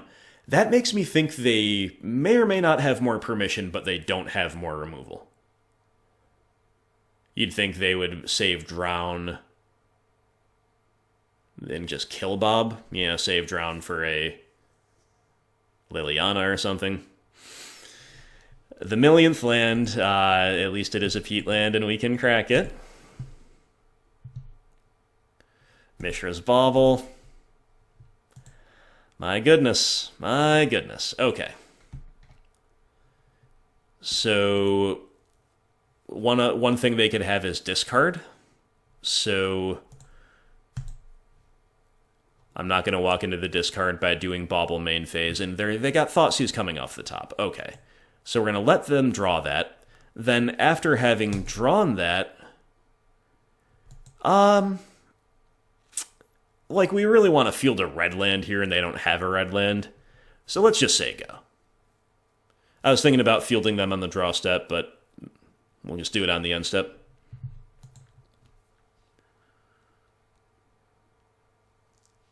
This makes them more likely, I think, to fire off their Thoughtseize, which would be good for us. The rest of what's going on is not good for us, but that would be a minor win.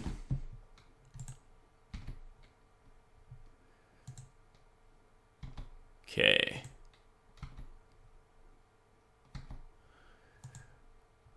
We're dead in 2 more hits to Goyf. I guess at this point I am just going to field them. Hit their breeding pool because I'm not used to seeing it. It might be the wrong... Maybe we're supposed to hit... I don't know. Like attacking blue... I'll get Forest here to make Scavenging Ooze a better draw.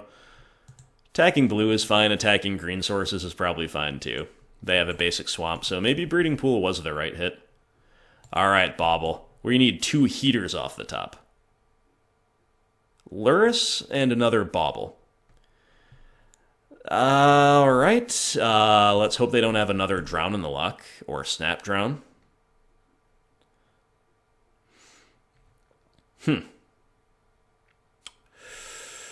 Yeah, I'm just thinking whether we want to, like, no, we definitely cannot afford Defection go to 6 in the face of a 6/7 Goyf.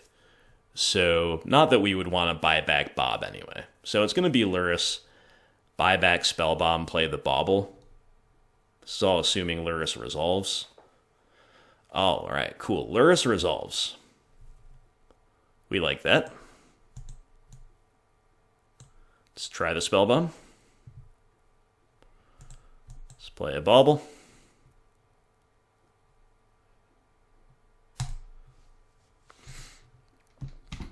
Play the tap land and upkeep Bauble the opponent.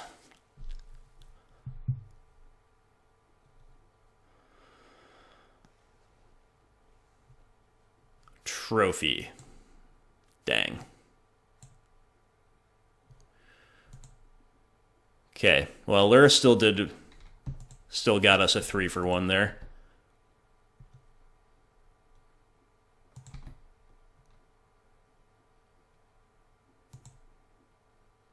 Okay, red. Sure. Upkeep Bauble the opponent. We're just assuming they don't have Temur Battle Rage in post side, and therefore we're still kind of playing around like their Thoughtseize and things like that by doing it this way. The Stubborn Denial is their draw? Oh man. Oh man, we're in trouble. Okay, so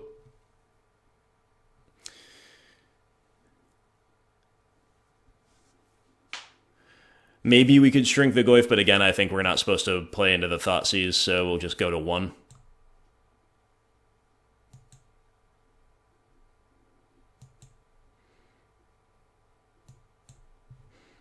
Alright, so we're going to have 3 cards coming off the top. If we find, like, Inquisition into removal, we have every chance of winning, but we find Swamp into Liliana of the Veil. Are you kidding me? How at this stage of the game do we flood like that? Okay, so we need to just sit here and tank for a minute and kind of try to spook them into letting Lily resolve. But they're not gonna. They're just gonna stub it, and then we're gonna lose, and it's gonna be really sad. It's just so many outs here. With 3 cards, so many outs. Okay. I don't usually reveal hand, but I think here we can hit reveal hand. Shadow is so winnable with this 75. That's a bad feel, my friends, but hey, it's a cool deck to lose to. We can at least say that. Oh, okay, we're right into it. I don't even have to edit between this part. Usually I'll take a breather and all that, but hey, we're close enough to the end. I don't need a breather. I need to cash by winning round 5. The no-lander? What's happening? Alright, well, sure, mullet. And now we have a no-black land. I'm going to keep it. This is just stupidity. Bottom and Inquisition. Done. And we are just doing the threats thing, you know, where we just play, like, Hexdrinker and Goyf early and hope it's good enough, but this is... I promise you, this is very, very high levels of variance relative to average.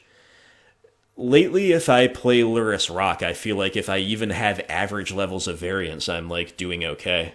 Opponent on a snow-covered island deck? Barf! Barf. Okay, well, Blooming Marsh is a wonderful draw. Thank you, Blooming Marsh, for showing up on the top of the deck. I think that makes me want to go IOK into Hexdrinker here. Who knows what abomination of a snow-covered blue deck we're going to play, but I know that mulling against it sucks. But maybe we can clear the way for Hexy. Okay, well, they are Esper? That's fresh. At least it's not an Uro deck. You gotta give the opponent credit for that. And they actually don't have black, which is interesting. So there's an incentive to take Opt, but that still seems pretty bad. I think we just have to take Tef and go on the Hexdrinker plan.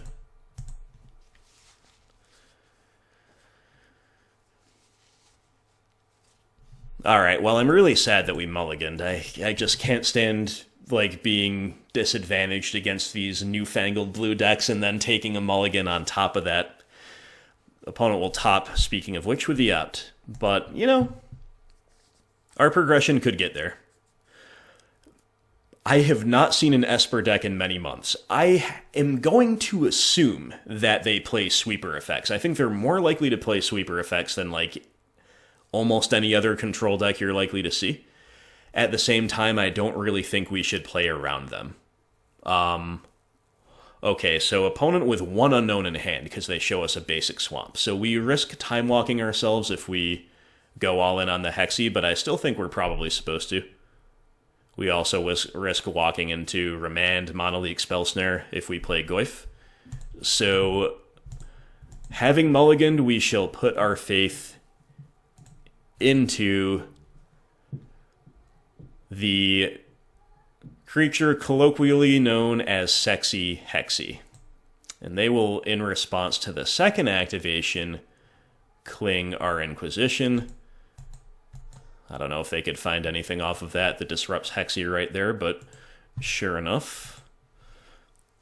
Okay. So Hexy is now immune to Cryptic Bounce and to Fatal Push. We know the former's in the deck, we assume the latter's in the deck.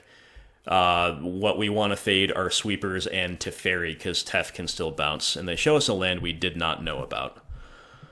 Okay, we've drawn a fourth land. Sure. Just begin with an attack here, and then we're going to play Goyf. And if they don't have anything to say about the Goyf, we'll put 2 levels on.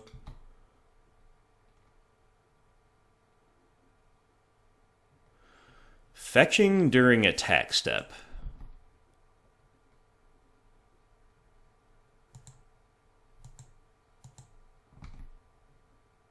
Huh. That looked like a potential Snapcaster chump block, into Opt.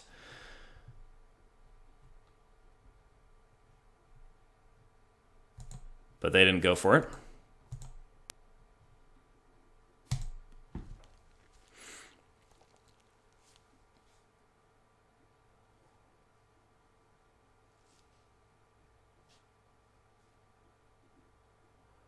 Kaya's Guile. Oof. Oh, man. That's an out to Hexdrinker. That's an especially brutal out to Hexdrinker. But at least we got, like... At least we unwound their life gain. Because they waited till after to do it. But that's really bad. That's really bad because our 2 remaining cards in hand are bad. And as always, because we mulliganed against the blue deck. But, yeah, you know, that's a really good find for the opponent, and it is a card that makes sense to be main decked in Esper, right? Okay. Lurrus of the Dream Den, what a good draw, but unfortunately, number 1, we don't have double black for it. Number 2, we're unlikely to get it under a Cryptic, so for now, let's just beat in with Goyf. I guess this Cling's not in their hand, so there's 2 unknowns.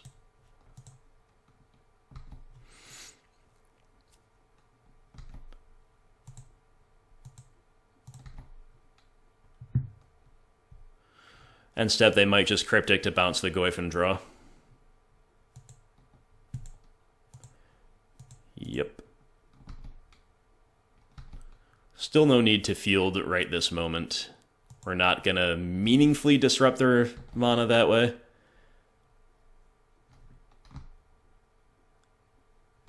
Some interesting basics from OP. Oh, the talk about things that are less interesting. It's Tef. It's big Tef. Okay, so Tef is going to tick up. I think we are supposed to field in response and then trophy in response. The risk here is that it is going to then give them 4 total untapped lands to go into their turn with Cryptic, and also, if they happen to have drawn like a Spell Snare, if they play that card, it could actually stop our trophy, and then we just lose. However, we need to fix our own mana. So I think I'm going to do it anyway, but I want to say that I'm well aware of the risks of doing this, and I still believe it to be correct. But Big Teth is just... that's just like really, really bad for us, even if what we're trying to do here works.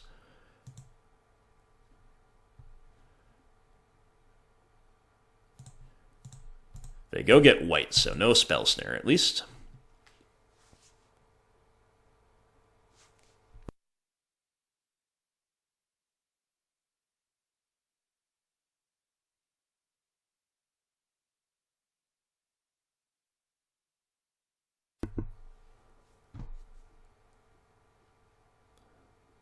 So, you know, we've been doing okay as far as answers go, but big problem is their blue deck, they've got 5 cards in hand. Lily. I don't think we're supposed to cast her because Force of Negation can just be hard cast, so I think we need to go for a higher upside. The higher upside is play Tarmogoyf. If it gets remanded, that's the best play if they're sitting on remand. The highest upside, if they're not sitting on permission at all, is of course Lurrus buyback Hexdrinker. Losing anything to Cryptic Command sucks. Losing Lurrus to Cryptic Command is really bad.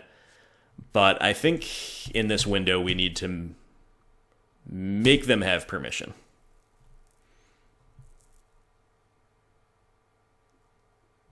They don't. Awesome. So we buy back Hexy, and now we need to make them have a sweeper. And that'd be really bad if they did. But... well, what do they have here? But I was about to say, okay, Snapcaster Mage. I was going to say, even if they do sweep us, it's still just a 1-for-1. Our Lurrus trades with their Verdict, right? So they're going Snap Opt. Sure, that makes sense. If they had had one more mana open, they could have gone Snap Kaya's Guile. And they have bottomed with that Opt. Why are the islands snow-covered? And these other ones are the newer promos. I have no idea. Jace the Mind Sculptor. Unsummoning Lurrus. Fairy Time Raveler bouncing Hexdrinker. Oh, this is such garbage. I really hate these decks. But you know what? Treetop Village is awesome here because it can attack Jace right off the field. And we've also drawn a Thoughtseize. That seems like the play. I was going to say then we can play Hexdrinker, but I think Thoughtseize is actually better. Good stuff. Okay. Yeah, and I think we got to use the Treetop to kill Jace before their Field of Ruin makes that no longer possible, so... open on the Thoughtseize. Maybe they make that play because they have a backup Jace in hand? They don't. They have Esper Charm and Force of Negation. Well, let's just take Esper Charm. It's a 2-for-1. No matter how they use it, with the 2 bottom ones anyway. Treetop Village getting a really relevant use case here.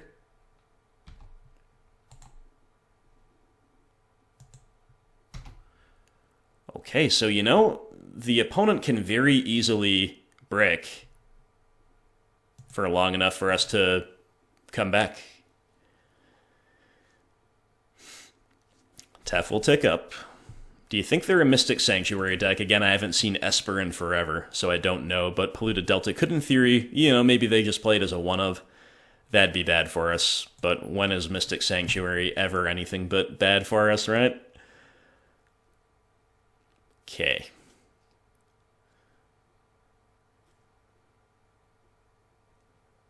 We've drawn a land. We've drawn a land. We've drawn a land. Okay, so we know Force of Negation is in the hand. I'm therefore just kind of going to play creatures this turn. So why don't we lead on Hexdrinker? That's going to give us the most options. Maybe, like, they counter Hexdrinker, then we can go Lurrus, buy back Hexdrinker. That'd be really good if they just, like... I don't know. Okay, Hexdrinker is going to resolve. So now, with nothing to buy back, I actually think it's correct to go all in on Hexy again. Yes, they could have Kaya's Guile, but that's probably only a one-of.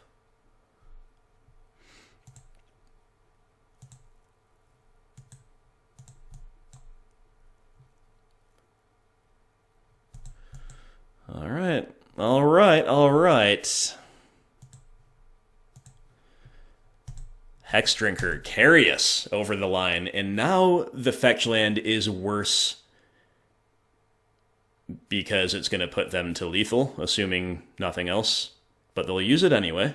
Okay, do they have Mystic Sanctuary? Oh, no, I hate this card so much. Wow. Okay, whatever. That's another thing we identified as a potentiality, right? I just don't understand how they thought this was going to lead to any kind of reasonable gameplay. It's one of the... some people say that, like, this is something that should never have been printed but isn't worth a ban. I don't know if I agree. Like, I understand the distinction, but I still think stuff like that. I still think we could just ban it, right? Anyway, back to trying to get over the line in this game. Let's see. They played Watery Grave, so there is one unknown in their hand.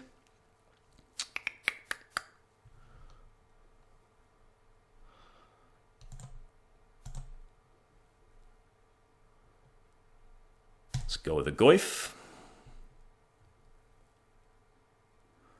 Okay.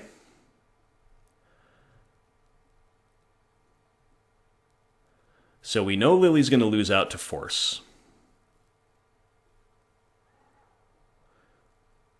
Holding up Push and Unearth doesn't really make sense in the face of Teferi. I think we just have to play Lurrus and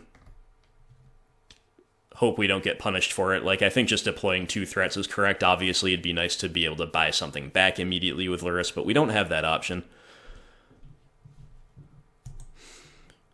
An opponent fielding us now, just another way Teferi is so annoying, because, like, under other circumstances, it would be an okay window to Fatal Push.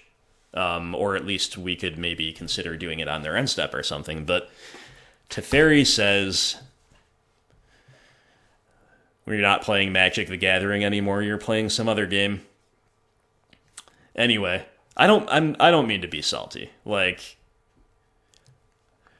it's just that when you play Rock, even when it's on Lurrus Rock, the design of 2019-2020 becomes so evident. Like, it's just such a pleasure to play Rock when you're not against decks like this, and it's just such a tilt to play against Rock when you are against decks like this.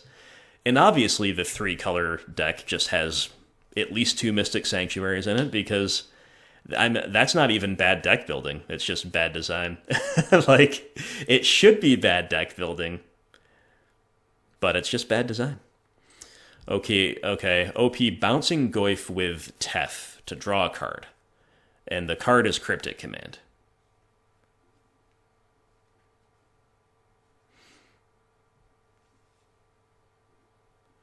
Okay. Begin with the Goyf, because they know about it. And because it's not like a great cryptic target necessarily. Okay, they're going to do it anyway. Now we just get to buy it back with Lurrus.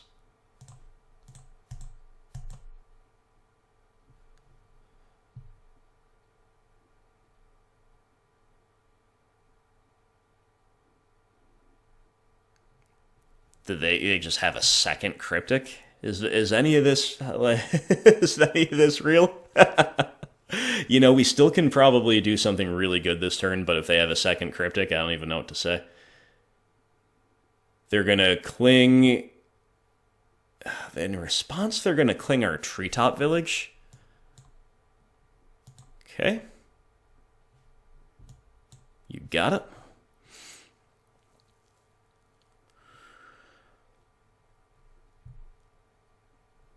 Then I guess we're just going to push Snapcaster Mage, try to attack. Force of Negation is down as far as hard cast goes, and if they want a 2-for-1 themselves, that's probably good for us. Okay.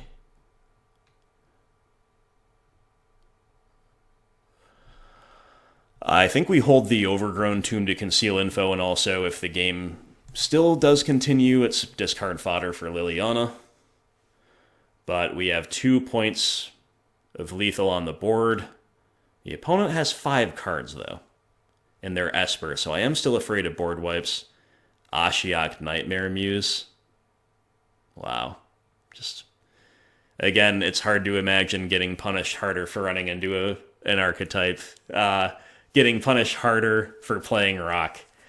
We had our one run where we get all reasonable matchups, but then it's just like we run into Soul Herder with old school Rock. We run into this with Lurrus Rock. How playable is Esper outside of like beating up mid-range decks?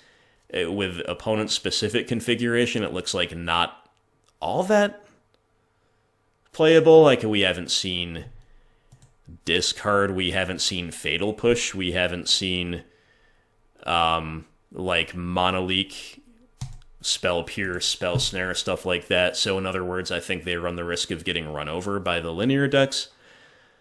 But, you know, if it's Esper Super Friends supplemented by other high curve things like Kaya's Guile and Esper Charm, they're very good against us. Anyway, Nightmare Muse will bounce and then exile. I kind of expected them to just make a 2-3, but I guess that's another reason keeping the Tomb around worked out okay for us.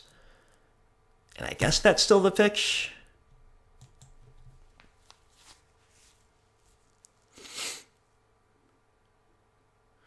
Because the opponent like has to have removal here probably, right? And then maybe if they remove it, second main, we get to go Lurrus, buy back Goyf, whatever. Let's just attack. I'm going to attack the opponent. Because they're dead if it connects. But obviously they have something here.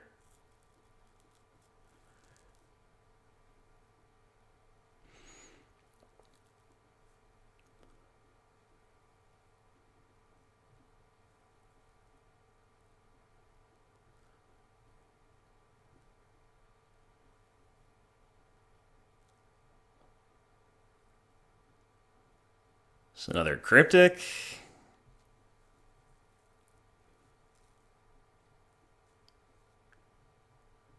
Oh, it's a cling to stay alive. Alright, I wasn't even looking at that, so that's my bad. Maybe under that circumstance. Well, okay, they can reduce it to the point where it wouldn't have killed Ashiok anyway. But I admittedly was not looking at that at all, so that's my bad. In any case, we now can try to resolve Liliana. They do have Force of Negation, but if they 2-for-1 themselves, that's probably fine for us, and they don't. Okay, so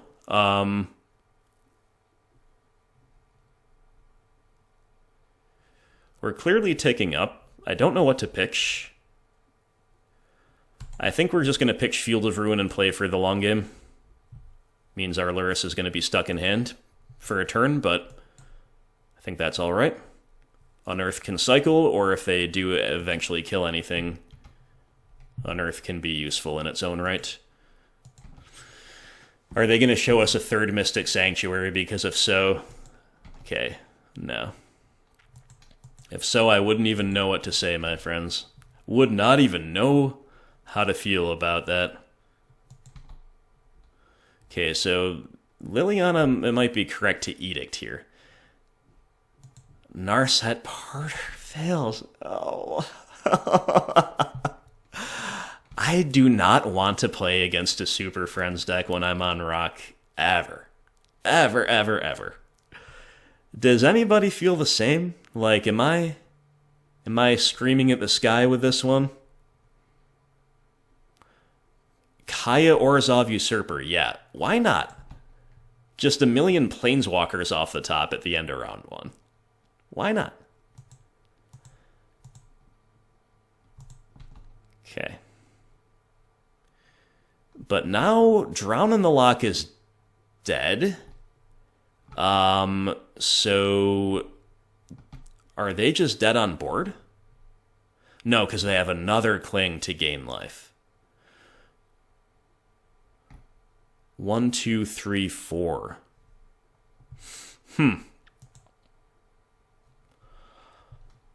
Alright, so technically our Unearth gives them a Cling target. But I think I'm going to cycle it on anyway, because they can just, like, cast... No, okay, so hold on. We got to think about this. Their Drown in the Loch doesn't do anything. I think if we just Edict and attack... Oh no, our Goyf is only a 2/3. That's the problem. And they can shrink it further with Cling. So sure, let's just cycle.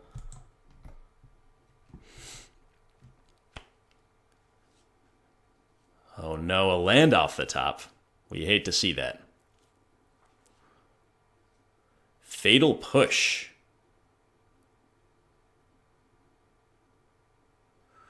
Which gets countered by Force or by Drown. But I think those are acceptable outcomes for us. And our Goyf is also getting bigger this way. I probably just have to take actions here. We're gonna go long. We have to worry about the clock.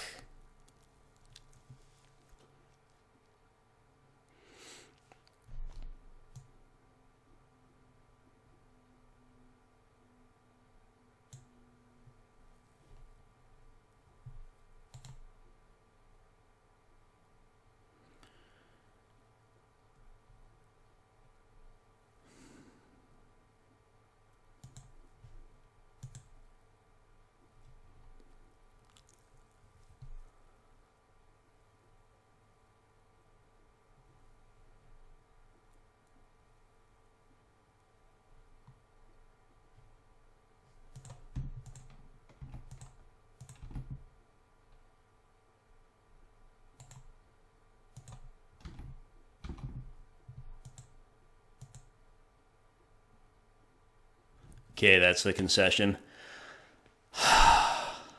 Wow. I should feel like when I beat these decks, I should feel accomplished, but I just only feel relief. I just only feel relief. Anyway, Veil of Summer seems like okay, but they don't seem to play that much like traditional interaction. It's just like Super Friends. So it might not be as good as we assume, but they're a blue and black control deck. We should still bring them in. Choke seems fine. I don't know exactly how chokeable their land base is, but again, we're definitely supposed to play it. Spell bombs are fine. Ashioks are fine. Brutalities are fine, but we'll probably bring in like portions of that category and not the whole shebang. Fatal Pushes are not fine. We have use cases for them, but we have more important things to worry about. Unearth, like, again, they're doing surprisingly little killing for an Esper deck. Killing and discarding didn't seem to be a big part of their game plan. So, and counter spells weren't that big a part of their game plan either. So, like, Unearth is kind of medium here, I think. Still justifiable, but... we are, again, kind of just looking for slots. Like, we have a good configuration against almost everything that's out there. I think we gotta leave in all of our trophies to tag the big planeswalkers that they're gonna try to bury us with. 1 Brutality, 1 Spellbomb, 1 Ashiok. A total of 2 Spellbomb.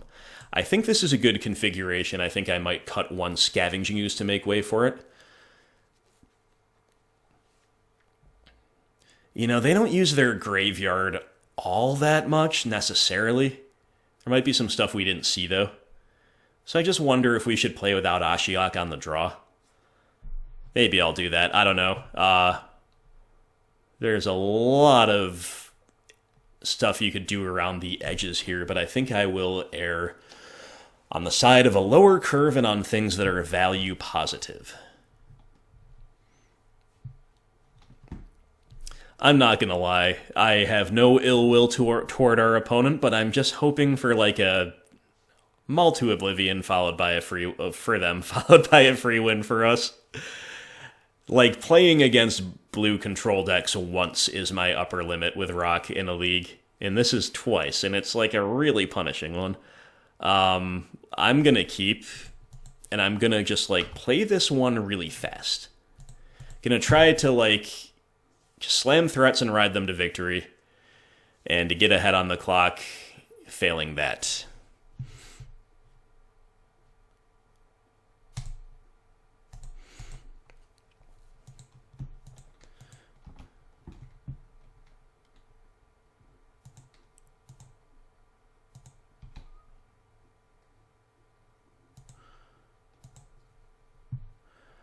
Okay, I'm then going to filter my own... Well, okay. Let's go to their turn. I'm going to filter my own draw with Bauble. Veil of Summer. Are we supposed to draw that? Yeah, probably. So we're going to 6 through the turn without fetching, which in general is just fine.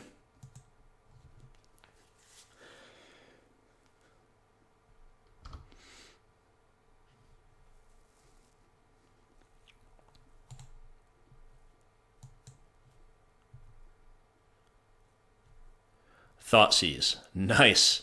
Nice combo. Thoughtseize backed up by Veil seems like our turn 2 play here. So I take it all back about just slamming threats. We're gonna have some disruption here. They're gonna cling in response. You got it. Was really hoping they'd try to counter that, but no such luck. They obviously have 3 Planeswalkers in hand, because that's what their deck does. So we don't care that much about Ashiok, I don't think. So do we want to take Narset or Teferi?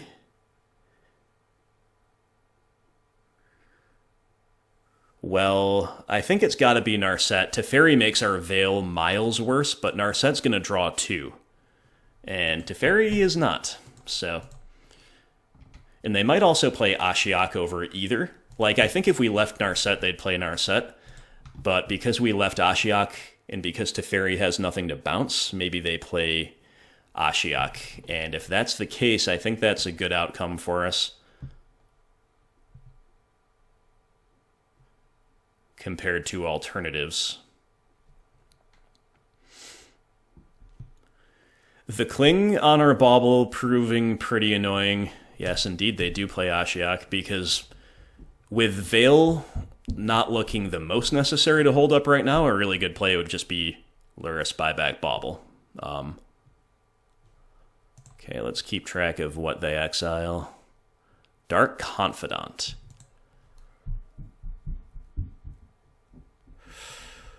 I think I'm going to play Scooze, because no matter what we play, it's going to get bounced. I'm going to play Scooze and just plan to eat their Cling.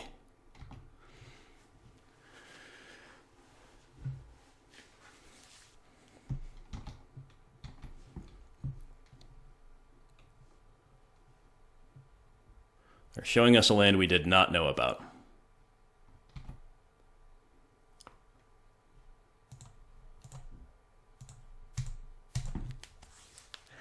Alright, like, drawing a 4th land would be okay as long as it's not a fetch land. Just so we can double spell. We've drawn Assassin's Trophy.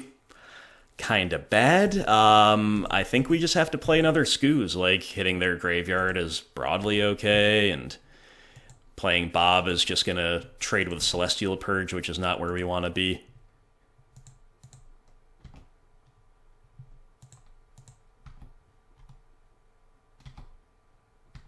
I think the Misty Rainforest is still in their hand, but I might well be wrong about that. Fatal Push. Okay.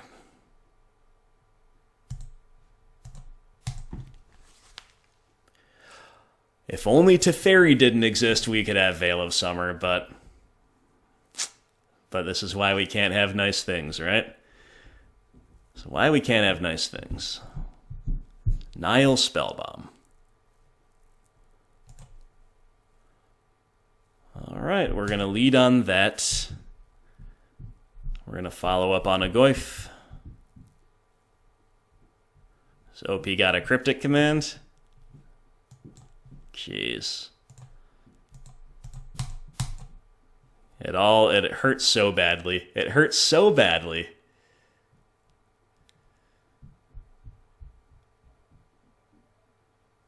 And now, despite I literally okay, Kaya's Guile, sure. And they've got Mystic Sanctuary, and they've got everything, and we can't interact because Teferi exists. Lovely, love to see it. Tarmogoyf. Well, I think we're gonna play a Scooze. Try to compete over the graveyard.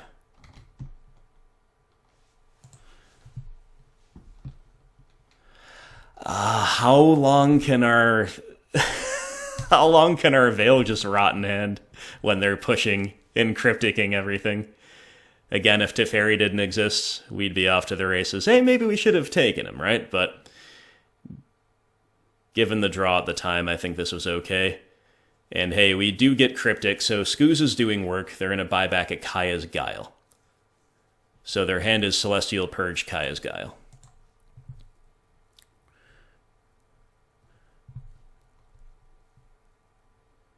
And now we're just going to trophy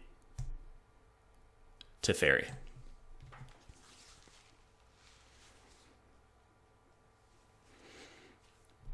Okay. Does Kaya's Guile target? Does it target us? I can't remember. And I don't really have time to look it up.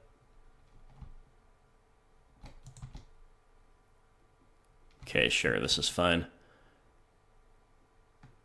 No, it doesn't. Good to know. So they're playing off the top. They've just got Celestial Purge, and now they find an island. There's only 2 tokens, so our position's actually pretty good. It's pretty good after all this. Overgrown Tomb.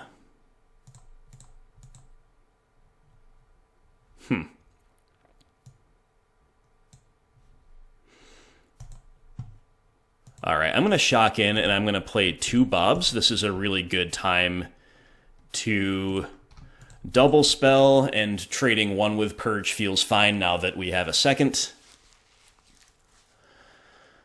And then hopefully from here on out we can hold up Veil of Summer. OP rips Eliminate. Jeez, so punishing to go shields down with Veil, but I think it was correct. It's alright, hopefully Goyf can still get us there. Inquisition, a pretty bad draw. I'm going to take the high upside line of play Lurrus and assume that Veil can protect it. And then we'll get to buy back a Bob next turn.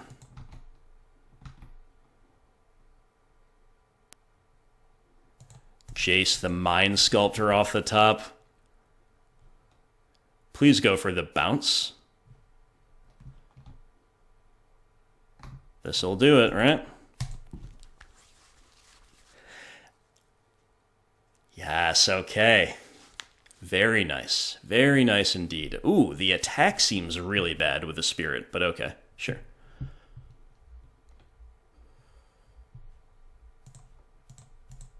Well, let's buy back a Bob. Unfortunately, we drew another Bob, so like attacking Jace off the field this turn is not going to happen, but at least we can justify the attack rather than trading Lurrus for 2 Spirits, which is why I said their attack was maybe bad.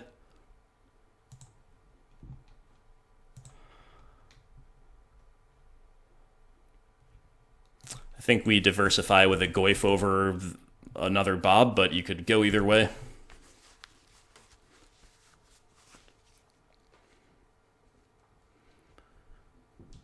Okay, sadly they're untapping with Jace, but we've got Lurrus. That got us a 2-for-1. We're hopefully untapping with a Bob. Opponent attacking, you know what that means. That means they found a sweeper.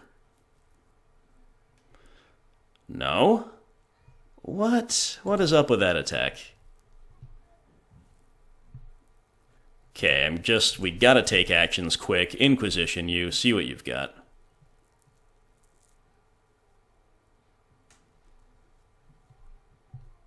Snapcaster Mage.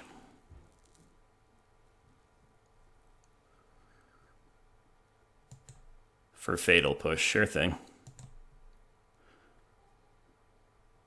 Cryptic in hand? Ugh, their 2 cards are Cryptic and Snap. Please.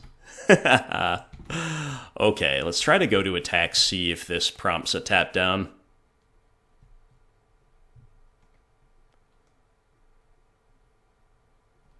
It does.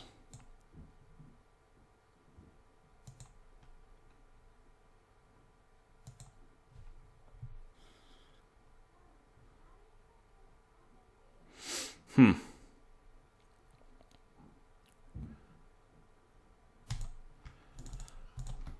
see if Lily resolves.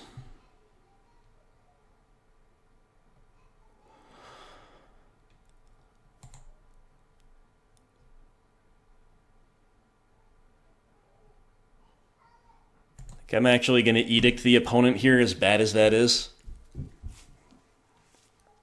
Maybe that's wrong, I don't know. Really don't know at this stage. We know they've got a Fatal Push. Okay, I was kind of assuming they'd push for Lurrus, and then we have another one in hand, which is part of why I didn't want to take up with Lily to lose the backup Lurrus. OP with a Flooded Strand, you know what that means. Snappy kills Lily. We're untapping with Bob. We find another Liliana. Alright, let's try to attack.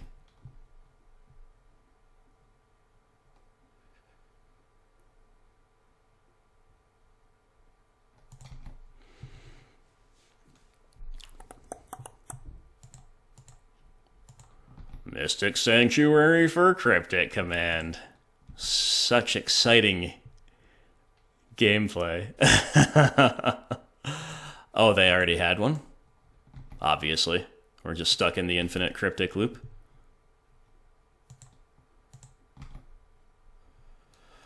Alright, well they know about this Lily, so let's play her first.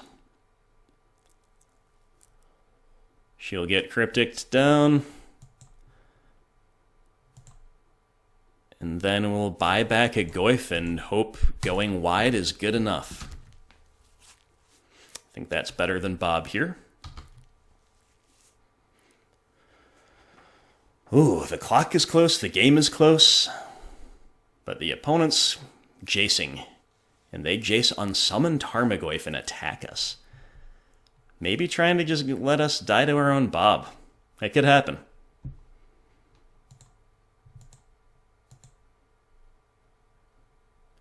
Kaya.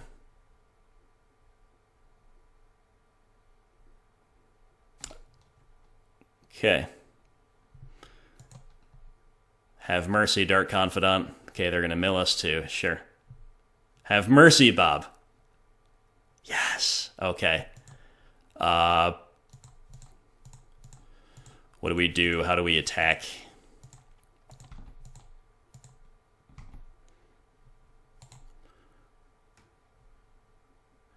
Definitely sending one Bob at Jace.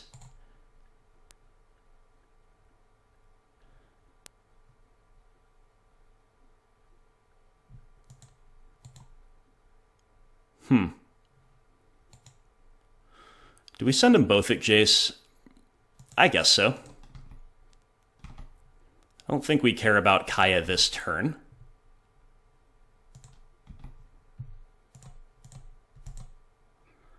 Now we'll play a Goyf, and we're not going to play around a sweeper. Partially because I don't think we should in general, but partially because we do still have another Lurrus in hand.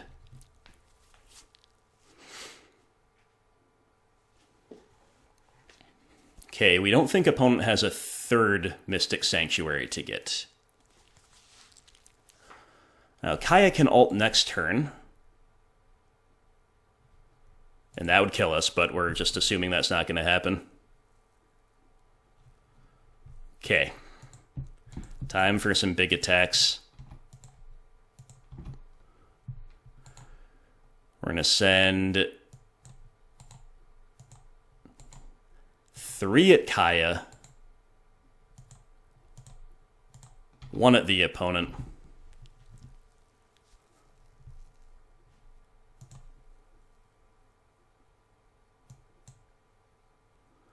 Okay, now are we supposed to play around a sweeper, or now should we play Hexdrinker and put it to level 1, 2, 3, 4, 5, 6? It can't be level 8 anyway. I'm just going to play it. Again, not playing around sweepers here seems fine.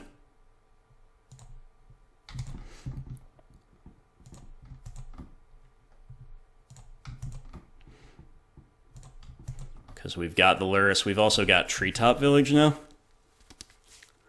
Okay. OP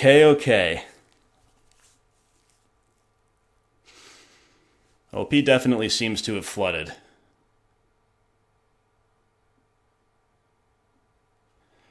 We're still at risk of our own Dark Confidants. Okay, they go Flooded Strand into Opt. Those were their last 2 cards, and they bottom with the Opt. Okay, Bob shouldn't kill us this turn, so as long as there's not another Cryptic or something. Bobs have been flipping so well. So well. Alright.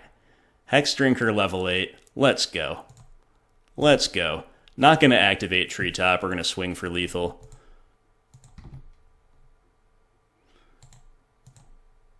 With everything besides it. Please no Settle the Wreckage.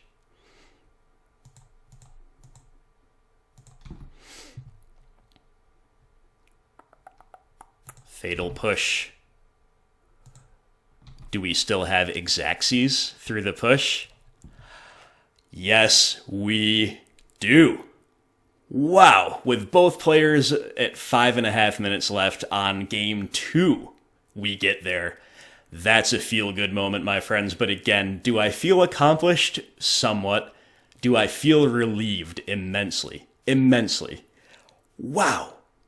Okay, so the theme lately is some struggle sessions that still end in a cached league. We mulliganed way too much for our own good. We were against some bad matchups with the 2 blue decks for sure. We also dropped a good matchup in the form of Shadow, but their curve out was kind of nutty. Our curve outs didn't really materialize. And then we had some sweet magic against Prowess and against Ad Nauseam. So overall, it was a pretty cool league. I will never, ever, ever be happy to be on the rock running into Temur Uro Piles or running into Esper Superfriends, okay? I just can't enjoy that so much. I feel so unbelievably punished for my decision to register a 2-color mid-range deck. If I'm on Jund, sure. If I'm on Abzin, I'm not thrilled, but sure. But with Rock, I'm like, oof. I'm not trying to police the 3-color value piles, especially ones that seem to neglect the early game altogether. I'm trying to police the linear decks, and you're not one of them, so what am I doing here? But we did manage to get over the line there in what I hope was a well-played game, or a couple of games against Esper. At one point, I did have to just start taking actions without thinking so much about them for fear of the clock. And it is always tough to play optimally when you're doing that, especially while commentating, which I did. So I hope they were well played.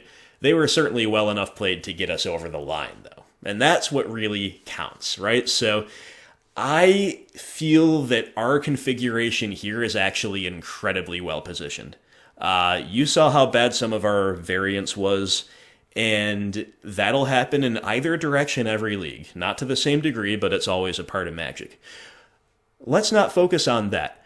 let's focus on how good our 60 felt going into every single game too. Do you guys feel that same vibe that I felt, that like we're really well configured for almost everything, even though we have a kind of an inherently bad matchup against the 3-color piles? Like nominally, when we go to side we're still leaving good cards on the bench because our 60 is so strong, right?